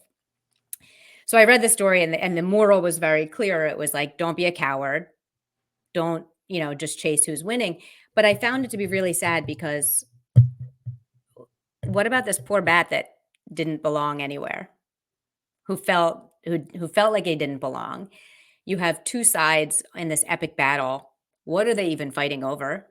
And the pressure for when you have someone who doesn't belong to be forced to pick a side was really tragic to me. And maybe maybe I felt like I could relate to this bat because I'm biracial. I'm a woman in STEM. Like in my life, like when have I ever felt like I belonged? Never, it's so, and I'm also a pacifist. And I don't know if it's pacifist so much, but I'm empathetic. Like I believe in kind of bringing groups together and kind of coming to common ground. And I just saw this as like, here are two, it's a tribal fight. I see it online now when you've got kind of like pick any groups that are fighting for each other and they just have to win. Well, instead of fighting each other, why don't you try to come up with a common ground that you can agree on? So in my story, the bat becomes the hero because the bat becomes a peacemaker and brings the two tribal fighters together into we're all going to be friends type story. Rah, rah, rah, kumbaya at the end. I think that's a great story to tell. And I think it's an important one for kids to read. I'm excited to see the illustrations. And adults too. So anyway, yeah, I'm working on the illustrations. I don't know how long they're going to take. I don't know how to self-publish a book. So hopefully this is my goal. Are you the illustrator also? I'm my sister. Okay. Well, that sounds very exciting. I'm glad that's that my you book. told that story. It'll happen. Thank you. Yeah. And then you can sell it on chain too. Because I'm pretty sure I have a feeling that a lot of Farcaster users also have kids that they don't talk about very often because, for reasons, but yeah. So that's so we'll do it on chain. We'll have a physical book. It's going to happen. It's my little side project that I've been sitting on for a year or so, but Great. I keep talking about it so that I will force it to happen. Yeah. Okay, so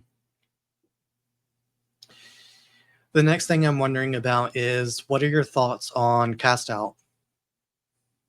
Ooh. What have you been watching or following along? Well, after I got voted out, Oh, you're right. yeah, I've Oh, you were in been, the happening. Was it a happening?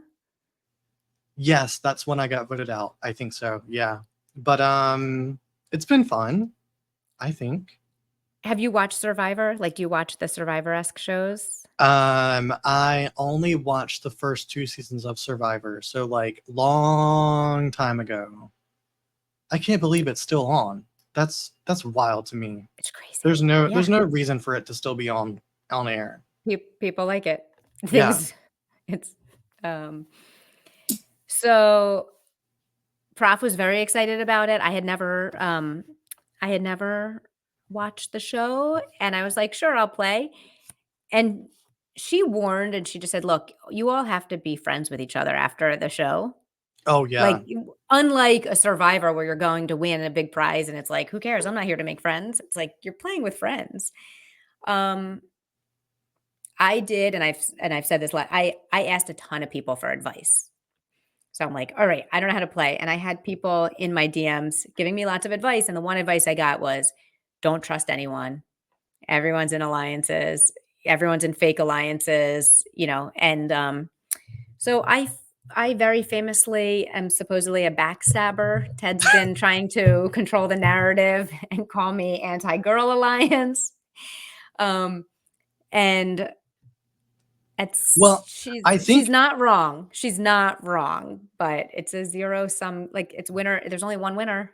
yeah. Okay, so I think the only people that actually played Crypto the game before this was me and Ted.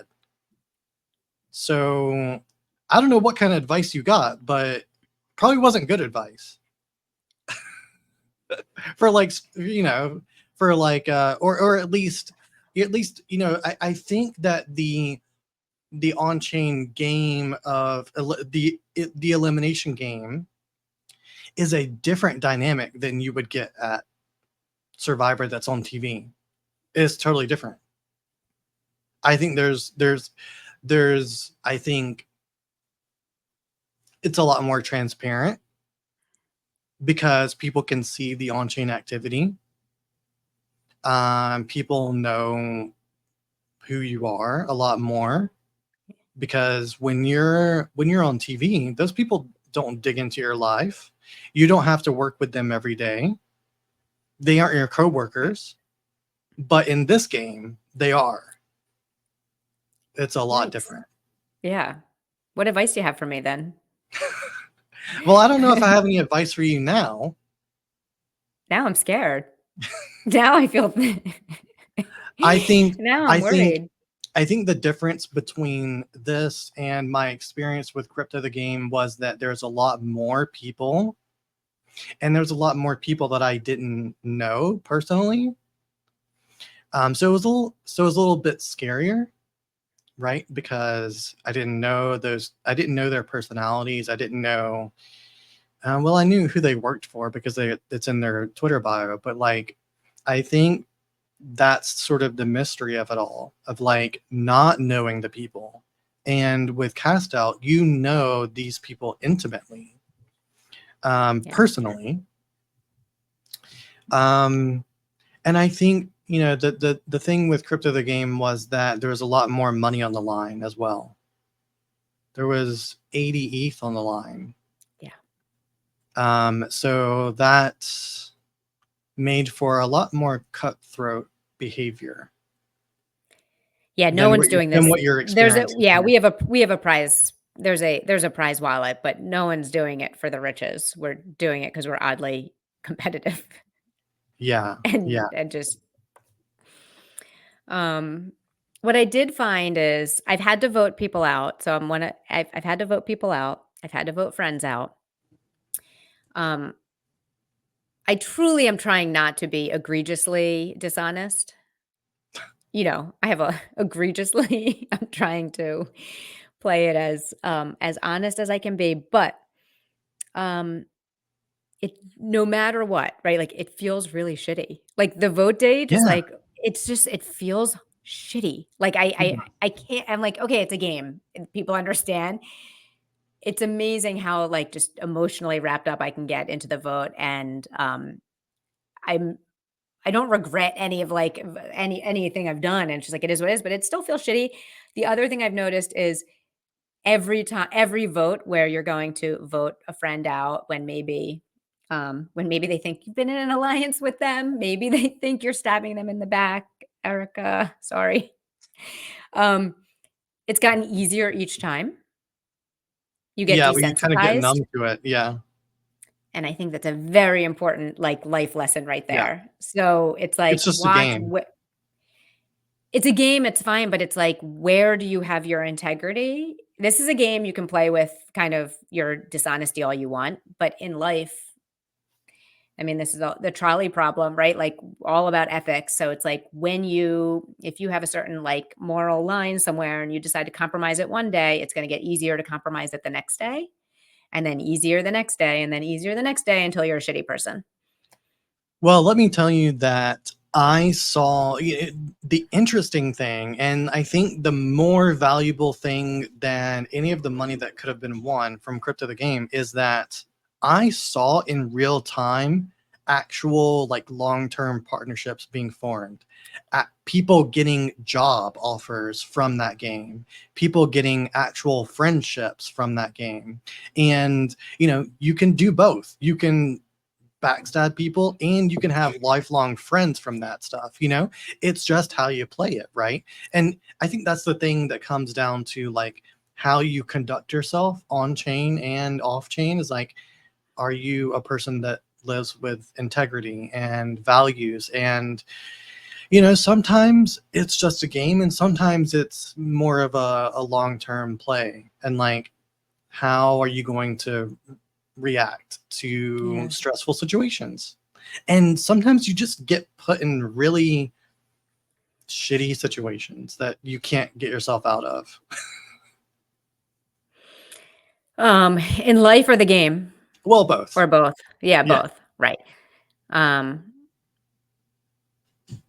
yeah, that's interesting. And I like, right, like the game itself is very much a zero sum game. Like there's one Yeah. winner, but you can play these long term games along the side. That's really cool that you saw that.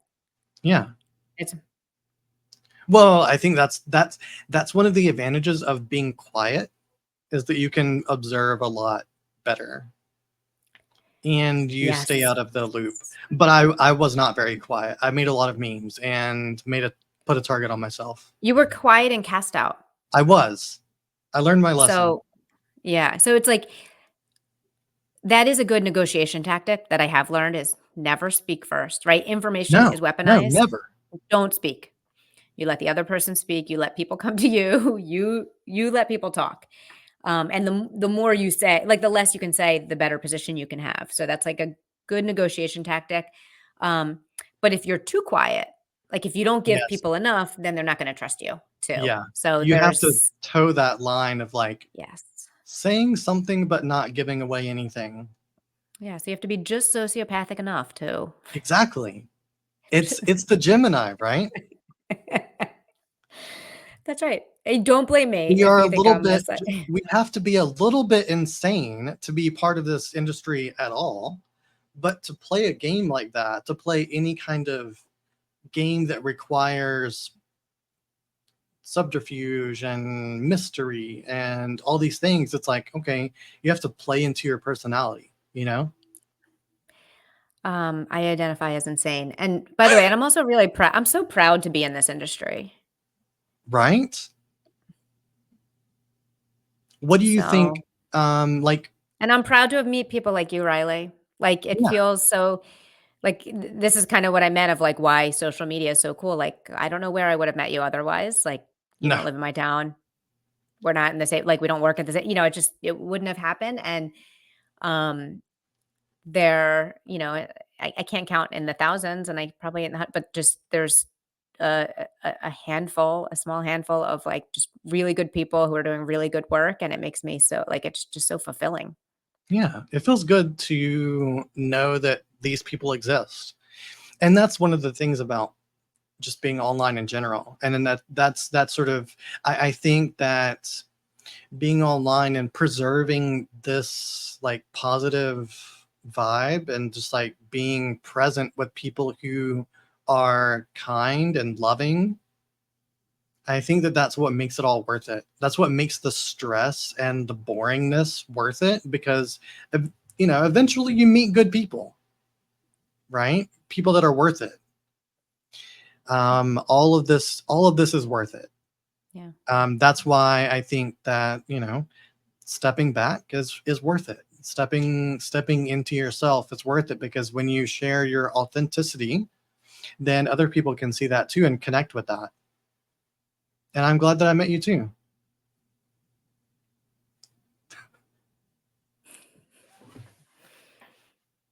And we'll continue to have fun on chain together. Yes, we will. Let's see. So next we have so we've been getting together these community strategy friends who are in other areas, like not necessarily on Farcaster, for every month for like almost 2 years now, a year and a half. And so for the last hour, we come together and just like do strategy work together, sort of. I'm gonna see if they're coming online, but it's been so much fun chatting. It's been so nice. Yeah. I didn't know what to expect. Thanks for having me. Thank you. And thanks to all the people who are hung out. Yeah. You brought some people with you. I hope so. I told them to come hang. Bye. Right. Thank you. Bye. Let's see.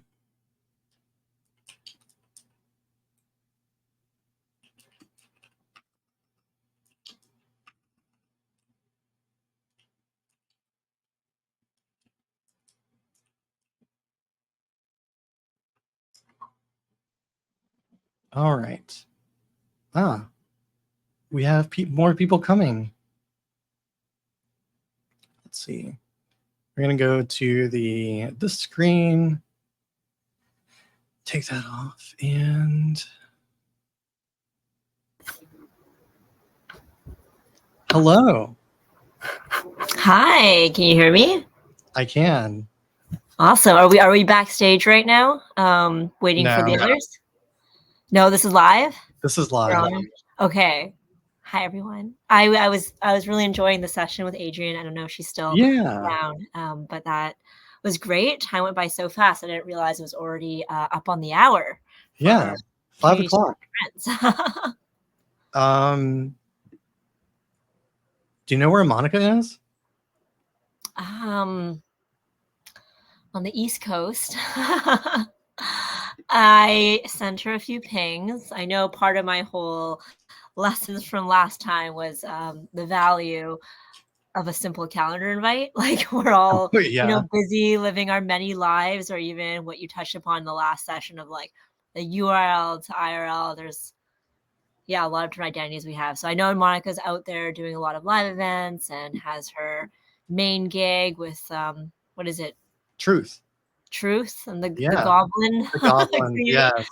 So I did send her a ping, and I sent her calendar invite. This is not to put her on a spot, but just to say sometimes, it's okay to use some of these tools.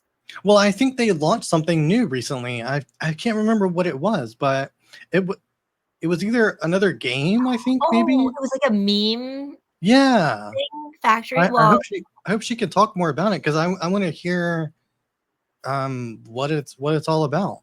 Yeah, same.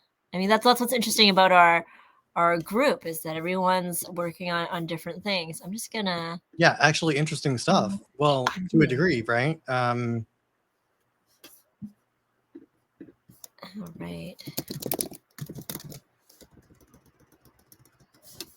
Okay, this is where I am not great at multitasking.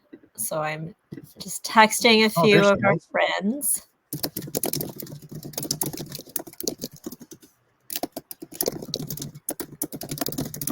Oh, can you guys see me? Oh, I can hear you. I can't see you. Where? Let's see. Where did that come from, though? Because like I don't see anyone backstage. This works. Oh, I see you, Monica. Hi. What's up? Hello. Sorry, guys. I was in an in-person meeting today, so I didn't calculate the travel time to this phone booth. Are you in a WeWork? Yeah, I'm at WeWork. Have you guys been there? I've been to a WeWork. I haven't been to one. No. Mm-hmm. It's like a refreshing, like get out of the house, like I'm gonna come get shit done place. Yeah, you can't really take a nap there, huh? No, or like get distracted with laundry, which I did this morning. Although that does sound productive. The laundry. Yeah, no, that's like the productive stuff we forget about, that we were supposed to do.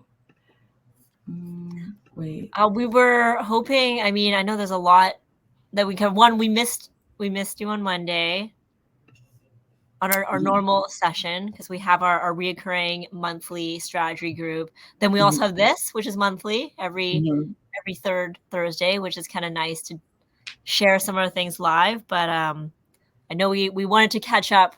Riley and I were like, texting about hearing how the last session went, how we can build on it. I know I took a few of your notes and put them in the paragraph newsletter, but we also mentioned that you launched something new, like the meme factory. So we wanted to hear about that too. Yeah. So just update. Hey, what's up? Oh, and we have our fourth person. What's up, y'all? How are y'all doing? What's up? Good. What about you? Good. Excited. I've got a lot of really cool things cooking in the background. Oh, that's exciting. Yeah. And my little nephew, hey buddy, I got a little work call, so I'm gonna hang out with some friends, okay? Get out of the screen. That's always fun. Nice. We were just asking Monica about the launch. She just had an exciting launch, so we were just gonna dig into that for a little bit. Yeah, let's do that. Dive in. Let's do it. Yeah, I mean, from my end, we did do a Meme Depot launch. So Meme Depot is actually a platform where you can, create a meme folder with your community, or if you create a lot of memes, a way to organize your memes. We have a Twitter integration. So let's say if you do post a lot, you can integrate all the content you've posted through memes or videos onto the platform. And the goal that we're trying to solve is just like, how do we create a place where it's organized for meme creators and other people to build community around memes, right? Because like if you think about it, like for example, Shark Cat, right? There's no go-to place to see all the Shark Cat memes. Or if there's like, Bitcoin ETF, like there's no place to see all the Bitcoin ETF memes. So we're pioneers of a new thing we're calling meme tech. So we've been busy with that. And tonight we're actually launching a video game on Roblox. So we're excited about that. Wait, what about the video game? Yes, it's called Escape from Goblin Town. So this is our first video game of like 5 that we're doing. And let me see if I could send you guys a link. Yeah, I'd love to talk about games because when I was at Metaversal Ventures, we did one. We came up with a couple games. One of them is live too for No Other Kind around their PFP launch. So I'd love just to talk about like fun, quirky gaming as a community building exercise. Yeah, I just shared it with you guys. I'm happy to chat about that. I also I've been thinking about this because I was like, I feel like we can talk about this on Monday, but just organizing yourself as a community manager, because like I know we have a group chat for the state of people, and I'm actually trying to find it right now, and I just found it. I had to scroll down seven different, like I had to scroll down like 3 times actually, and there's like pointless group chats in front of me. So I don't know if you guys have best practices on Telegram or stuff. I personally don't like Telegram, but I feel like everyone's on there. Well, but yeah, that's something different. That's something different. So I was having a coughing fit. I mean, you can pin, right, like 3 different chats. Mm-hmm. So I do that. I mean, I don't want to put anyone on the spot, but yeah, what do you all have pinned? For me, I do community for a DeFi protocol. So my community managers, they're like, I want to be there for them and with them. So that's one of my pin ones. And I'm also associated with the Tokenized Asset Coalition. So that's another pin one. So sort of what a lot of my day roles relate to is what I keep there. But yeah, I'm with you. Like even finding our Web3 community strategy friends, sometimes like I have to scroll a few times. State of people, I have a few of those. We have our guest chat and then the planning one, but it's a nice bright purple logo, so that's easy to find. Yeah, I think the logo is important to memorize what the logo looks like. But yeah, I kind of like Telegram a lot. I don't know. Maybe I'm in too many. I have a love and hate affair with Telegram because I love it to connect and like chat with like folks singularly, but it doesn't scale to communities or groups really well.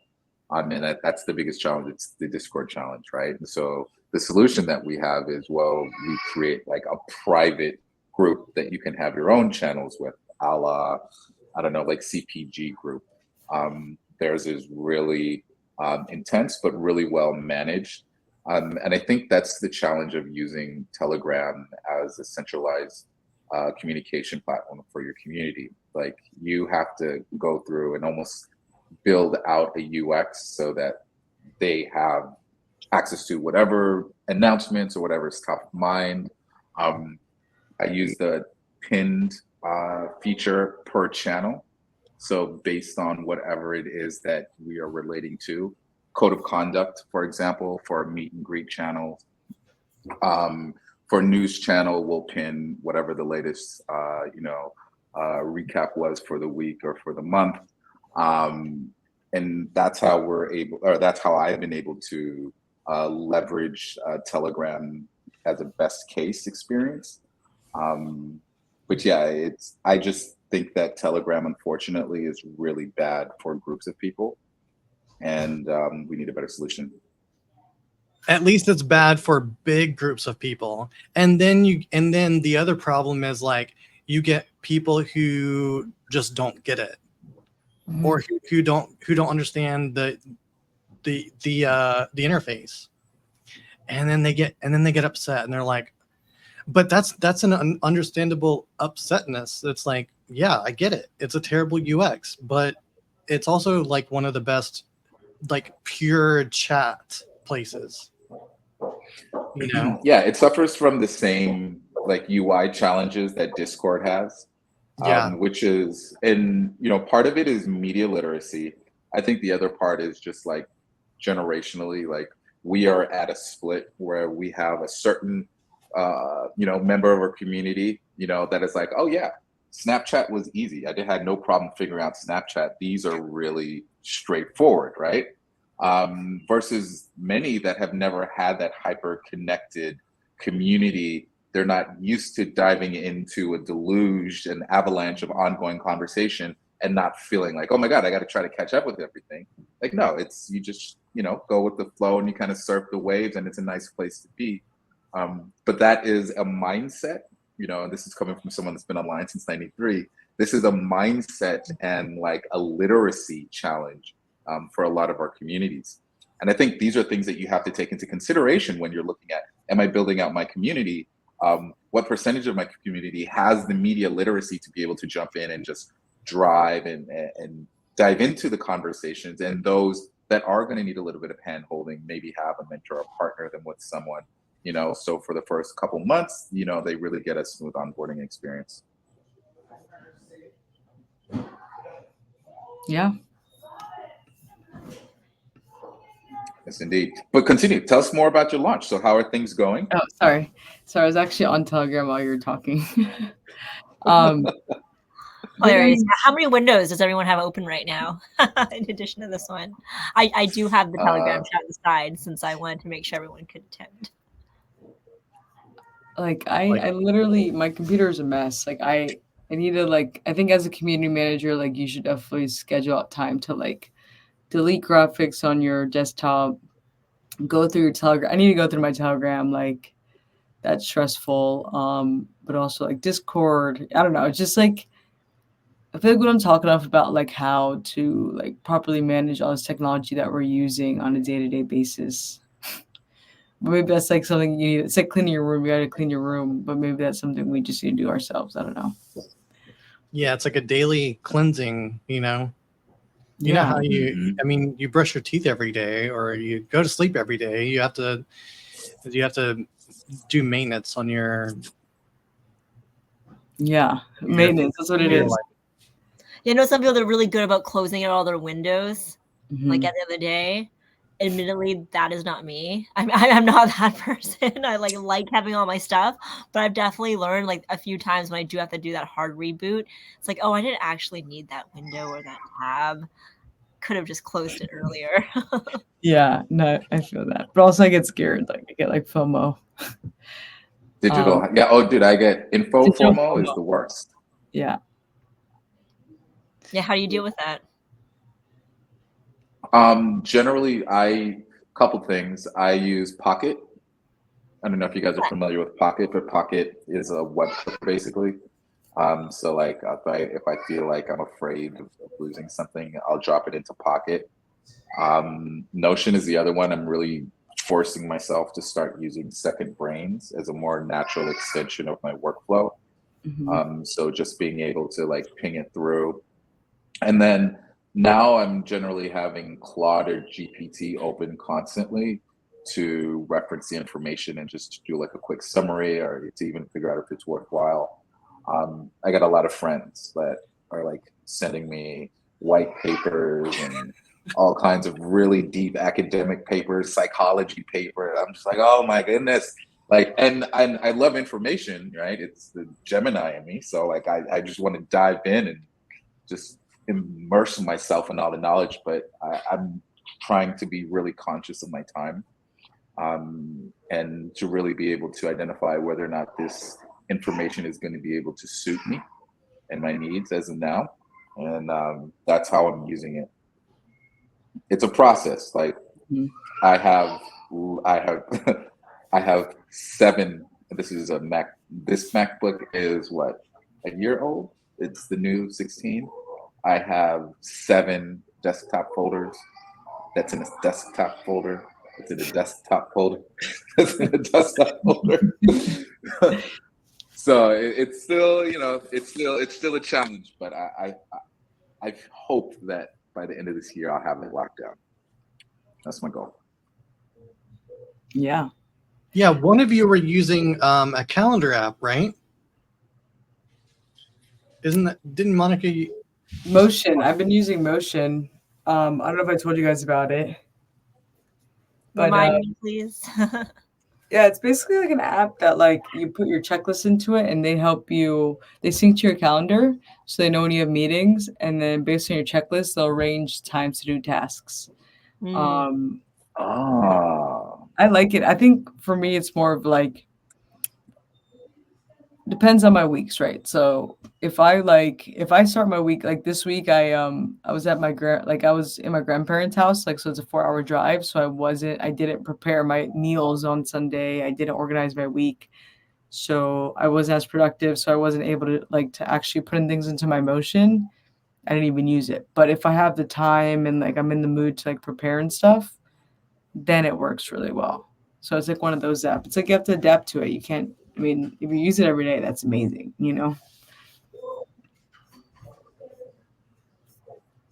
I think that's. This reminds me, someone had showed me, and I'm trying to remember who it was.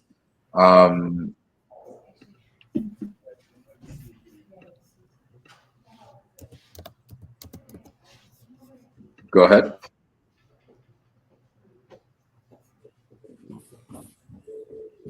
Oh, Keone, I think you were talking, right? Sorry. Oh, good job.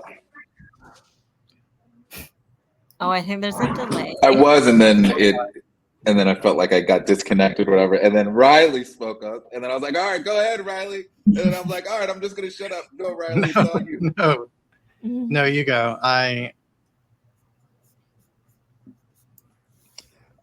What I was gonna say is I have a friend who's like a Google Suite super user, and she had showed me how she uses. There's a very similar task in Google Calendar, and what it allows for you to do is you can put your tasks, all of your Google tasks, and it will sync against your Google Calendar, and then it will automatically populate your Google tasks in between your free time in your calendar, and that's how she uses it to track. And it's interesting because she uses it as a CRM primarily. So that's how she does all of her outreach for sales is through this through that feature, which is interesting. But I want to check out yours as well because Google can't have all the datas.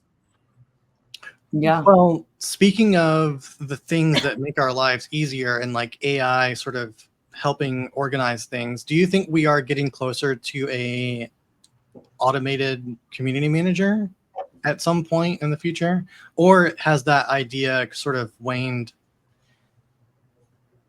Because I think a couple of people were talking about it last year, but I haven't heard it at all in a while. I think, and this actually is probably a greater indictment on just the state of AI as a whole, which is that I think we are starting to realize that the capabilities behind, oh, hello, Archie. I'm sorry. We got all the guests today. I think the expectation around the impact that AI can have, and then the actual productive impact that AI has produced has been this great difference, right? I see AI right now as like a mini mental processor that sits in between many tasks. And so as opposed to it being this big, huge thing that'll process the depth behind this thing, they'll do mini processing behind many tasks. And hopefully, cumulatively, we can accentuate or push forth what the original output was supposed to be. And so when you take that and you start to align that with like the hospitality kinds of context, it becomes a lot more difficult because, like, Riley, like, you think about how much context switching you do between lore, between emotive states, between consideration of identity, between consideration of a brand or a product's objectives, between understanding the feeling of and just emotional tone of a group of individuals or an audience that you might be speaking to, managing that feedback in real time, seeing how that then correlates against other community members. All of these things that we do just hyper quickly, based on, how evolved socially our emotional quotient is, for example. Like, these are things that AI cannot even hope to mimic, in the next 5-10 years because of how much social skill is needed to have that kind of craft. And quite literally, that's taken your entire life to get to this point, right? Or else you would have been like this last year or the year before that. So I think that AI will be leveraged in community more so around hyper-personalization, around communications, around being able to track trends, and being able to highlight opportunities or potential downfalls or windfalls. I see it more as a support tool for a community manager than it being able to ever really take over community management. Yeah. I think it was last year when I think Greg Eisenberg and David Spinks had the podcast where they were talking about the AI community manager possibility in the future. And I was like, well, this doesn't sound realistic or reasonable at all. But at that point, we thought that the capabilities were way better than they were going to be. And now it's like, now I think we're all coming down to reality. It's like, oh, it's just a tool, you know, it's not going to take over the world. Not yet. At least not yet. Yeah, no, but like robots. I'm kidding. I think another thing that you alluded to was like the thing that we're experiencing now is agents. So giving agents as tasks. So maybe it takes over a certain task, and then you're able to do more creative things by not having to worry about that task anymore, right? Mm-hmm. Exactly. And that's really the premise that I see, right? All of these monotonous tasks that are incredibly annoying, shifting through to see who posted this on Twitter and to verify that and to map it against their wallet and an Excel sheet, and then, you know, like who loves doing that stuff? Nobody. I've never met. Well, actually, no, I do have a friend. She's German. Lena, I love you. Don't hate me.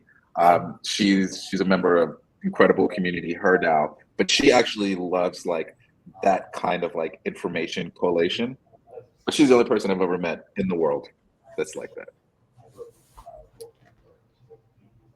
Yeah. Paul, what do you think? Yeah, have some thoughts about the, like, I think, you know, you mentioned something about personalization, and I'm sure if you feed like a lot of data and inputs, like that can help with it. But I do think that human connection is so key. Or like Monica, when you mentioned, I forgot something you said like a second ago about why we're not there yet. It just made me think of like Google Maps, like sending people like down the wrong place. Like you still need to have judgment involved. And that's where I can see AI helping people to like maybe craft a tone, or like people can sound smarter and use like better vocab, but you still, once everyone sounds the same, like you still need that, I think, that human and that personality and that person like injecting something different. And then also in terms of that difference, like right now with AI, you're just building upon things that already exist, versus again, back to the human, like we can bring something unique that you haven't seen before. So a couple different thoughts there with AI. I would love, I think when it comes to some very specific community tools of like the moderation aspects, that's where, yeah, that's the stuff that's not like super fun, which I believe automation and technology can help a lot with. But you also need context, I guess, too. Different rabbit hole or a can of worms. No, I really love that, you know, and I think that can be a game changer. I mean, for wide open public communication and interactions, right? Like the biggest challenge around Instagram or X is when you speak, you're not really speaking to your community. You're kind of just yelling out into this public void. And yes, you may have folks, you know, your community, your tribe may capture that signal and be like, yeah, let me dive in. But you also have other, you know, third parties that are like, oh, let me use this as an opportunity to create mischief and mayhem. And it sucks, right? For many of us that come from, you know, situations where our identity, our agency is important. The caliber of our relationships with our friends and the ideas that we are sharing are key and personal, right? And there is no buffer to kind of provide a little bit of insulation to kind of protect those kind of spaces. I think that a tool like that, a moderation tool that could have something like sentiment analysis, where it can just simply like, oh yeah, this is a positive or a negative message, right? And then giving you the choice of allowing that kind of engagement in your community or not, right? That would be incredibly awesome. That's something that an AI tool could do right now, right? We do sentiment analysis across the board, right? We do sentiment analysis on investments that we do, right, in this space. There are VCs that run sentiment analysis on Telegram chats, on projects, when they try to use that as a data point to validate whether or not they think that there is a really great community engagement, really high community optimism, right? Or maybe there's a lot of fear, uncertainty, and doubt in the community, right? We now are doing that as an added, KPI to determine the value of some of these brands. So yeah, we should absolutely be able to leverage that technology around community. And if we're going to talk about, and like I always jump on these soapboxes, but it always brings me back to this concept of community and how it is so misjudged now. I think in marketing as a whole, I don't think I've ever felt like community has been more of like a backhanded need as opposed to like an explicit need, if that makes any sense, right? Like they'll talk about advertising and paid media and all these numbers and all this stuff, and they're like, oh yeah, and then we got a little community in the background. And it's almost as if it's like trying to validate, like, oh yeah, we care about community. But I think there are very few brands that really understand that community now is the foundation for if your brand is going to have any kind of sustaining power, because what is going to protect you against a volatile technological market, right? If something happens tomorrow and there's a new technology platform, is everybody going to jump? What keeps them there? It's the relationships, it's the community, right? So you can see communities. Great example, one of my favorite communities is the Sony Aibo community. I don't know if you guys know what Sony Aibo is. Sony Aibo was the first AI animal that you could buy. Sony created it. It's a dog. They're super. Oh yes, that dog. Yes, I love them. I want one. I've wanted one since they came out in I think it was 2005 or whatever.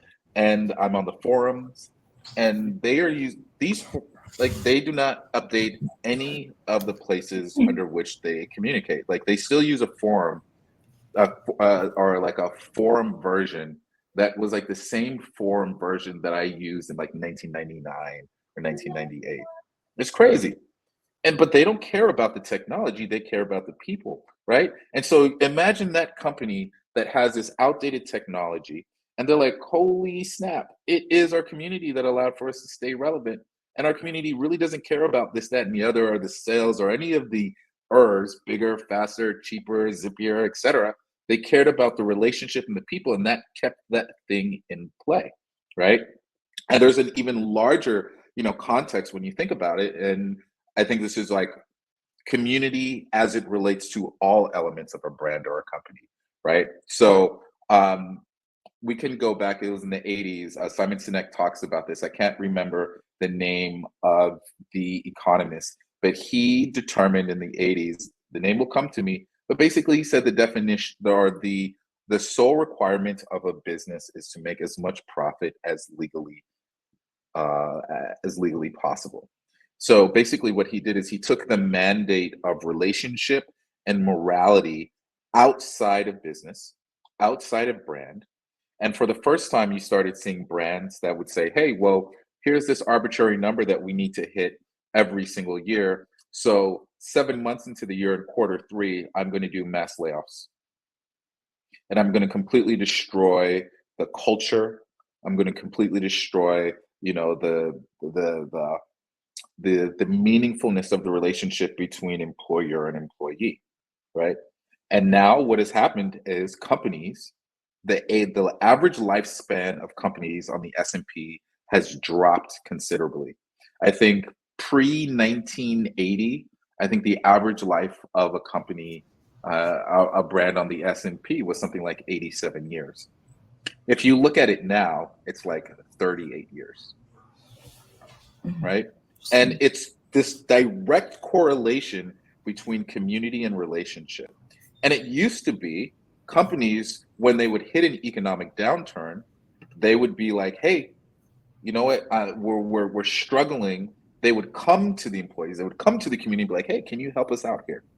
And what would happen? You probably have like top level dudes that would be like, hey, I've been well off for X number, whatever, here, I can share my salary. You had this sort of reorganization of resources, and everybody came together for the common good because everybody bought in and believed and had like this relationship, this community around the work and the value that they were providing. And when the company got back up, they would turn around and they would give back, and they would fund back into the employees. It's the principle of community, right? This restructuring of resources to make sure that everybody gets there, not just the dude at the top, right? And that fundamental ethos behind, giving back, and you had talked about this earlier at the beginning of the show, like why are you here? What are you bringing to the community? Like, what are you showing up as, right? We talked about how developers will contribute, right? These large brands will provide these resources. Like, where are the contributions happening? But now it's just become extractive. And I'll end it with this one note, because I feel like community is the pivot point for the shift between two-dimensional and three-dimensional brands. Like, the future of brand and community, pre-community is like the old brand, where you could just say, my community is an audience, because you could pay for it. You could pay for engagement. But I think to Walmart, and the founder of Walmart, right? He championed initiatives such as paying for your employees to go to college. Oh, right? yeah. When Walmart, when Walmart first, when he launched the company, I can't remember his name. I think by the first 7 companies, I think he had, or the first 7 locations, he knew every employee by full name. He knew their family, and he would constantly check in on them, right? Like, that was the model that made them a leader in the space. And Isn't that what you're supposed to do, though? You're supposed to know the people. Right? But if you look at how business is transacted now, yeah, right? It's become completely extractive. And I think that is the change in the world that we're trying to bring here. Anyways, soapbox done. Yeah, I love that when you build something, when you build a community, you can actually, if you do it with heart, you can actually get to know those people and their families and their families, and you can actually, like, surprisingly get to know people rather than just knowing their online persona. Mm-hmm. That's what's beautiful to me. Mm-hmm. I agree. And that's where the real value is, right? Yeah. Yeah. I have a story about that, and it's kind of how I ended up in Portugal. I have a pretty big Web3 community, but I'm a sprinter, right? So, like, I'll come in, I hang out for a while, and I pop out, and then I check in, and then I come through and I hang out real heavy for a while, and I pop out and I check in. And that's, the community's so vast and so active, and I have so many interests. And so when I ended up in Portugal, it was random happenstance. I was just out there for NearCon, and a friend of mine on Discord that had realized that I was out there, she's like, hey, it was random. It was literally like second to last day before the conference. Hey, do you want to, you should come up. You should meet my husband. You should meet my kids. You should come and check out and, like, hang in Sintra. And mind you, this was someone that I'd known all of maybe, I think, 5 months at that point, about 5 or 6 months. We were in Bankless community. We were working on an initiative for Bankless Consulting. And we just had, like, really great rapport online, of course. So I'm like, okay. And mind you, right, completely different. Like, she's from Ireland, traveling the world. I'm this dude from LA, ex-DJ, to TV, all this crazy stuff. Like, very, very, like, no one would have expected that we'd have been friends. And through that invitation, I spent a few days at their place, fell in love with their kids. Her husband and I get along swimmingly. He's the one that actually ended up offering me a job the next day at his firm that got me hired like 4 days later. That was the entire reason for me to be in Portugal, was because that URL relationship merged into that IRL, and then the IRL was like, okay, we're gonna be homies. We're gonna be homies for life, right? And, like, that kind of value is unquantifiable. Yeah. It's really special. I'm glad that you had that. I think, bringing things virtually to in person is nice too. So I was just say, that's a great story of, again, that human connection in person. And I think Monica was asking you, since I couldn't attend Monday, I'm like, oh, what are some of the things that the group was able to cover? And I thought, if we had time, being able to chat about that with who's present today around like how human connections are changing and creating these experiences in person. But then also like, yeah, when you meet up in person, there's this energy, but then how do you keep that alive, like in between that next thing? I mean, Keon, in your case, you like moved and you stayed there, but like, what are other ways? But I think like, and this is, I think with all relationships, like checking in, right? Like I have not been in my apartment in Portugal since the end of March, you know, and I have friends out there, you know, that I play basketball with regularly, that I go on my morning runs with, you know, her parents, my roommate, her parents and I, like we play cards, you know, and cook bacalao, right? Like all of these little things that I would normally have that I miss. And so it's important to kind of check in, you know, and to keep those things fresh. You know, like I feel it, like it's, you know, some kinds of friendships are the ones that, you know, that you could walk away, you know, and be gone for like 10 years and then like walk back up. What's up, man? Right. And then you can just dive into it. But others, you know, may not actually operate that way. And I think it's really important to like constantly be taking account and indexing like your friendships, and to be making sure that like you're checking in, you know. I have a thing with my friends, they all know. I FaceTime. I don't care where you are. I will FaceTime random, 3 a.m. And then they pull in. I'm like, all right, cool. I just wanted to see that you're alive. I just wanted to hear your voice. Okay, hit me out later. Quick pulse check. How would you feel about that? Because I've had some people I try. You're a no. Because I've tried to you know, be more spontaneous with some friends, and I've had this moment of like, oh, I'm gonna just try calling them, and you know, maybe I'll grab them because it's so hard to schedule. And I know one person, I so appreciate this, she was just straight up like, Pawn, that gives me anxiety, like do not call me, I need some time. And I'm like, that's fine, I respect that. And then for a few others, it's like, oh, I'm so glad you called, we wouldn't have found time otherwise. But Riley, it seems like you were a straight up no. Is that no, like, I mean, we do this once a month, and after this, I will not talk to anybody until next week. Like, I need my alone time. But like, I like being alone, but I also like having moments with people. Like, I have to do both, you know. But also, like, most of my day is spent just like by myself. So that's just me. I wish it wasn't like that, but also like it's hard in this city to make friends and like get together.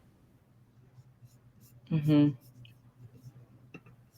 yeah, what about you? Where do you fall? Go ahead. I'm sorry, what was that, Pawn? Oh, like where are you on that? On the spontaneous, like, all right, FaceTime at 3 a.m. or whatever time Yoni was saying. Maybe not 3 a.m., but yeah, like random. It really just depends on my mood, to be honest. Like, I'm totally open to it. And it depends what I'm doing too. But I mean, you know, I do appreciate like a nice random text here and there, like, hey, you know, I was thinking about you, or like this is like a fun picture that came up. Like, okay, yeah, like it reminds me, especially when I'm stressed, where it's like, oh, you know what, life isn't that serious. Or like, oh, this is a great memory. Like that's kind of what we live for. But I'm kind of like Riley, like, I mean, not like Riley in the sense of like it's hard to make friends in Miami, but I definitely protect my energy, because I feel like I just like, even this week I hosted an event last night, like a Web3 founders event in Miami, and like today I just been trying my best to like get shit done, you know. And I'm like, I remembered how I burnt out as a community manager, and I used to host like events every week, and I'm just okay, like I gotta learn how to balance. But every week is tough. That sounds like, were those all in person, or like what kind of weekly events? I used to host like a lot of like definitely monthly events, but I would do like spontaneous like crypto co-work days, or even like if my company was having an event, I'd have to do that. Or sometimes I throw dinners. Like there was a point where I was like super active in person, but definitely slowed down. Wow, that's a lot. Because I know I used to do weekly virtual events, but then, you know, for a lot of those, like, you know, Discord town halls or spaces, like you can give your eyes a break at least. Like, I do think that, yeah, it's nice to see all your faces and do this live stream. It's also nice to balance those out sometimes where you have the different mediums, and then in person is like a whole other thing. Like right now, y'all, I'm in my pajamas. I'm just gonna be super real. It is 11:45 p.m. I'm in France right now on some PTO. That's right. But yeah, I wanted to make sure I made time for all of this. But where am I going with that? Oh, right, like in person, I would not be wearing that. I wouldn't be wearing this. So there's a different energy expenditure for these different types of events. Wait, did you ever tell us about the events that you've been doing? I forgot if I said it live last time, but it was kind of like the evolution of so right now, you know, a little bit nomadic, but most of my time's in Vegas, and there is a very transient group of people in Vegas, but also a lot of folks that are starting to settle, that are come from California or New York, Florida. And so I've met like more and more crypto people, or as I've been going to all these different events like Farcon, Consensus, East Denver, I've met more folks who are like, hey, actually, I just moved to Vegas. And so trying to organize these regular in-person like crypto happy hours. And originally, like a year plus ago, it was actually this other woman who started. She invited me to Telegram, back to that. And people would get together, but the issue was sometimes when the bill came, you know, it's easier for some of these restaurants where the happy hour's at to be like, hey, I just give us one card or two credit cards. And then if these people you don't know very well, sometimes like someone left, it's like hard to get the bill. So where I'm going with this is I had a little bit of community budget with Goldfinch, Hair and Finance. And so I surprised our small little group at a happy hour and said, hey, actually, I'm going to cover this. We have community budget, and you all were listening and to what I was building, and this was a nice conversation. And it was cool because that sort of started this trickle down effect where the next month someone else just totally volunteered, like, hey, I want to sponsor this month. Like, I have some community budget for my company, like I'll get pizza. And then some guy from Circle's like, oh, I'll buy drinks. And so from there, I guess after one person, me, like started this whole, I'll pay for this, I'll cover the tab, like other people wanted to step up and chip in. So that's been really nice. So actually our most recent one, because we're in Vegas, one fellow, okay, shout out Crypto Lawyers. I think it's cryptolawyers.com. I know he is a crypto lawyer. Really hope I got that right. He's like, oh, why don't we do something more fun, more Vegas, like Friday afternoon, end of day, local casino. I'll like book a cabana and we can all just have like a nice chill, change the vibes atmosphere. So this is not like wild Vegas party. This is like a local casino, you know, classy, nice, chill. You can all chat. So that was really cool that people are now like bringing on their own creativity, taking on that role of what we all do as community managers or like, you know, community builders, that other people were inspired to kind of take the wheel and be like, oh, I want to organize something. Oh, I want to pay for something. So yeah. I think that's sort of the end goal, isn't it? To get people to do what you want them to do, and which is like help each other out. Yeah. Yeah. It's about like also setting the trend and like showing by example. Yeah. You know? It's pretty cool. No, that was an awesome share. Thank you for that. Yeah. Thank you. I think I may have to do that. Like, oh, so such and such, they sponsored this time. Give it up, props. Woo, woo, woo, woo. Who's sponsoring next time? I love that.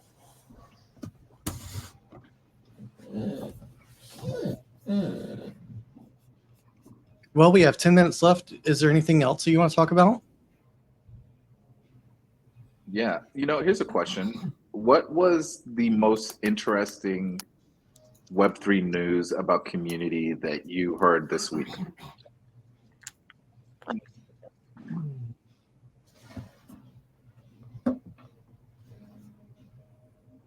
Well, truthfully, I haven't heard a lot.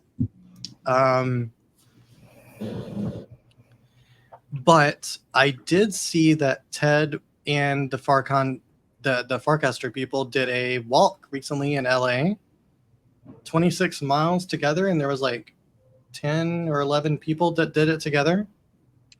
Really? Yeah. They walked the longest street in LA. I forget what street that is. But yeah, they did that together. That's awesome. Yeah. And they used receipts.xyz, which takes your Strava and from your Strava data and use it as an attestation on EAS. So they put all that on chain. So there's a lot of, so I'm actually just pulling up my Reddit real quick. So a couple really interesting things in relation to Farcaster. There's a lot of hype right now that they may launch a token. So that's interesting. There is now a push for additional privacy around likes on Farcaster. And then the most recent valuation, Fortune just covered, which is Farcaster is valued at 1 billion, but they only have 50,000 users. So the question is it warranted at that valuation? I don't think, but at the same time, you got to think about who is involved and where they came from and all that good stuff. I think that the network is valuable. That valuable, probably not. But again, I'm not a VC, so I have no idea what I'm talking about. Yeah, there's a lot. I believe that there's a lot going on. I had a conversation with a friend of mine who has an incredible company that focuses on identity and identity matrices, and she just got acquired. I can't talk about it, but my perception is that this is very much like an American play, meaning the American tech stack is kind of coalescing to kind of push this thing to kind of lock it in, and everyone is going to get a piece of that pie and equity, as opposed to it actually being a community organic driven product that scales with the needs and opportunity of the community and the technology. Well, I was telling someone yesterday that the contrast between Farcaster and Lens is that I go on Lens and I see a lot more European content. I think that's the difference, and I don't know what to think about that, but it's interesting to see the contrast. Sure. Lens is absolutely more of a international Web3 platform, than Farcaster, without a doubt. Yeah. Right? Those that are talking about Farcaster, at least even in Portugal, like even in Lisbon, are Americans who are working for American crypto companies that are based in Portugal. So what does that say for the apps that are being built on top of it? Are those apps, do you think those applications are going to look differently or be managed differently between the two? What is that? That is a very interesting question, because I think what it calls into play is the contrast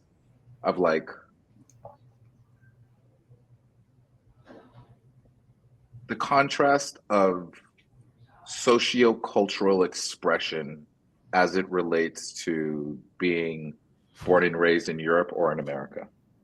What does that mean? So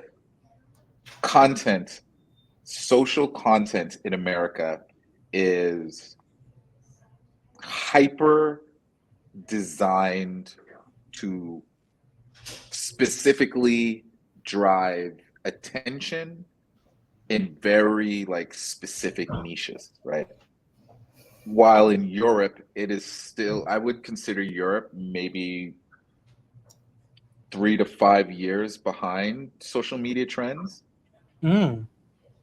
And I think there's also this very interesting context, which is that in Europe, you have, third spaces came up. There are so many third spaces that the being sequestered to an identity behind a platform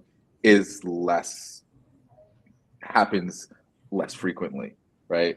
Folks really do the interchange between IRL to URL. Like they are hanging out. They are, most of my international friends that are in Europe, that are on Web3 or in it in some context, they don't treat social media as like an identity avatar in the way that we do in the United States. Yeah.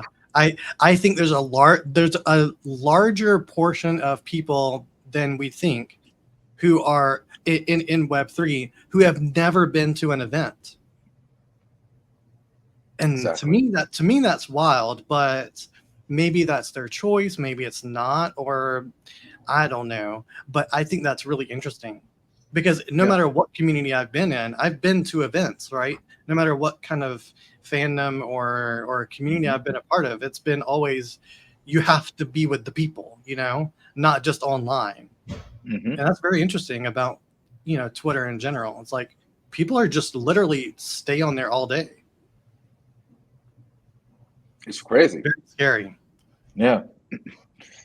And for me, I've always looked at community and Web3 as this incredible arbiter for reducing the social anxiety behind connection, right?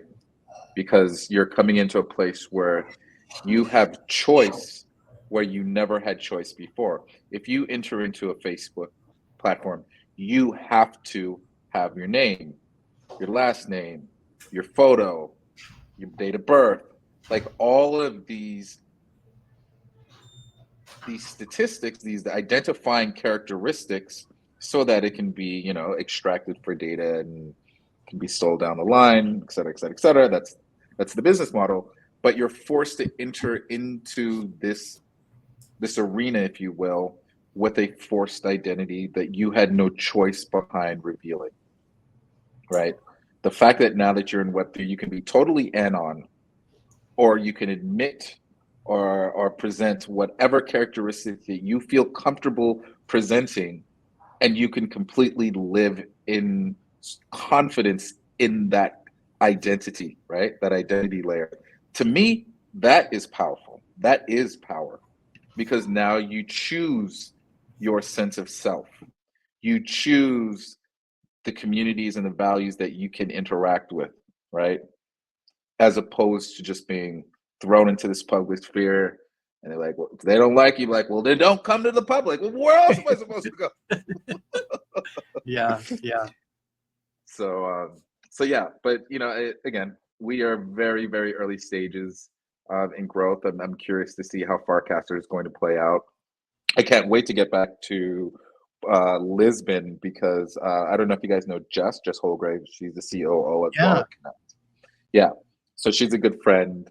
We had dinner just before I left. I'm really excited to kind of dig in, and I really would like to hear how her relationship, Wallet Connect's relationship with Farcaster, has been playing out, because I think that will give a little bit of impetus into the actual rates of growth on that platform. Oh, well, I figured this out yesterday. This may have changed recently, but the default wallet for transaction frames is Coinbase Wallet. Of course. You can't use any other wallet right now. So what is the American hegemony? What is the stack, right? It's only on mobile. So if you're on mobile, which a lot of international users are, you can only use Coinbase Wallet. You can't switch. That's crazy. So talk about the rest of you guys. So to get access to the third space, you have to use a Coinbase wallet. which is American funded, right? You have Base Ventures behind that. You have Arbitrum, right? Like you go down the line. These are all American companies, right? That's an American tech stack, right? Yeah. This is an American product. They are keeping it American. And we'll see how it grows, right? Facebook did take over the world, but at what cost? I guess we'll find out. Yeah, it'll be interesting. Well, thank you both so much for chatting with us today. Yeah, I've learned a lot. Yeah. I hope everyone else has too, who's been watching. Nounish Prof, who's the other co-host of GM Farcaster, she asked you, Monica, if you were at the Pudgy Penguins event last night. Yeah, I actually hosted it. Oh, that's amazing. Yeah. Why didn't she come? Sorry, I don't see the comments. Oh, she couldn't make it. Oh, okay. Oh. Yeah. Well, we definitely have to catch up. Yeah. Alrighty, guys. I gotta run. Take care. Thank you all. Thanks, Monica. Thanks, Riley. Have a great day. Thank you for organizing. Bye, everybody. Bye.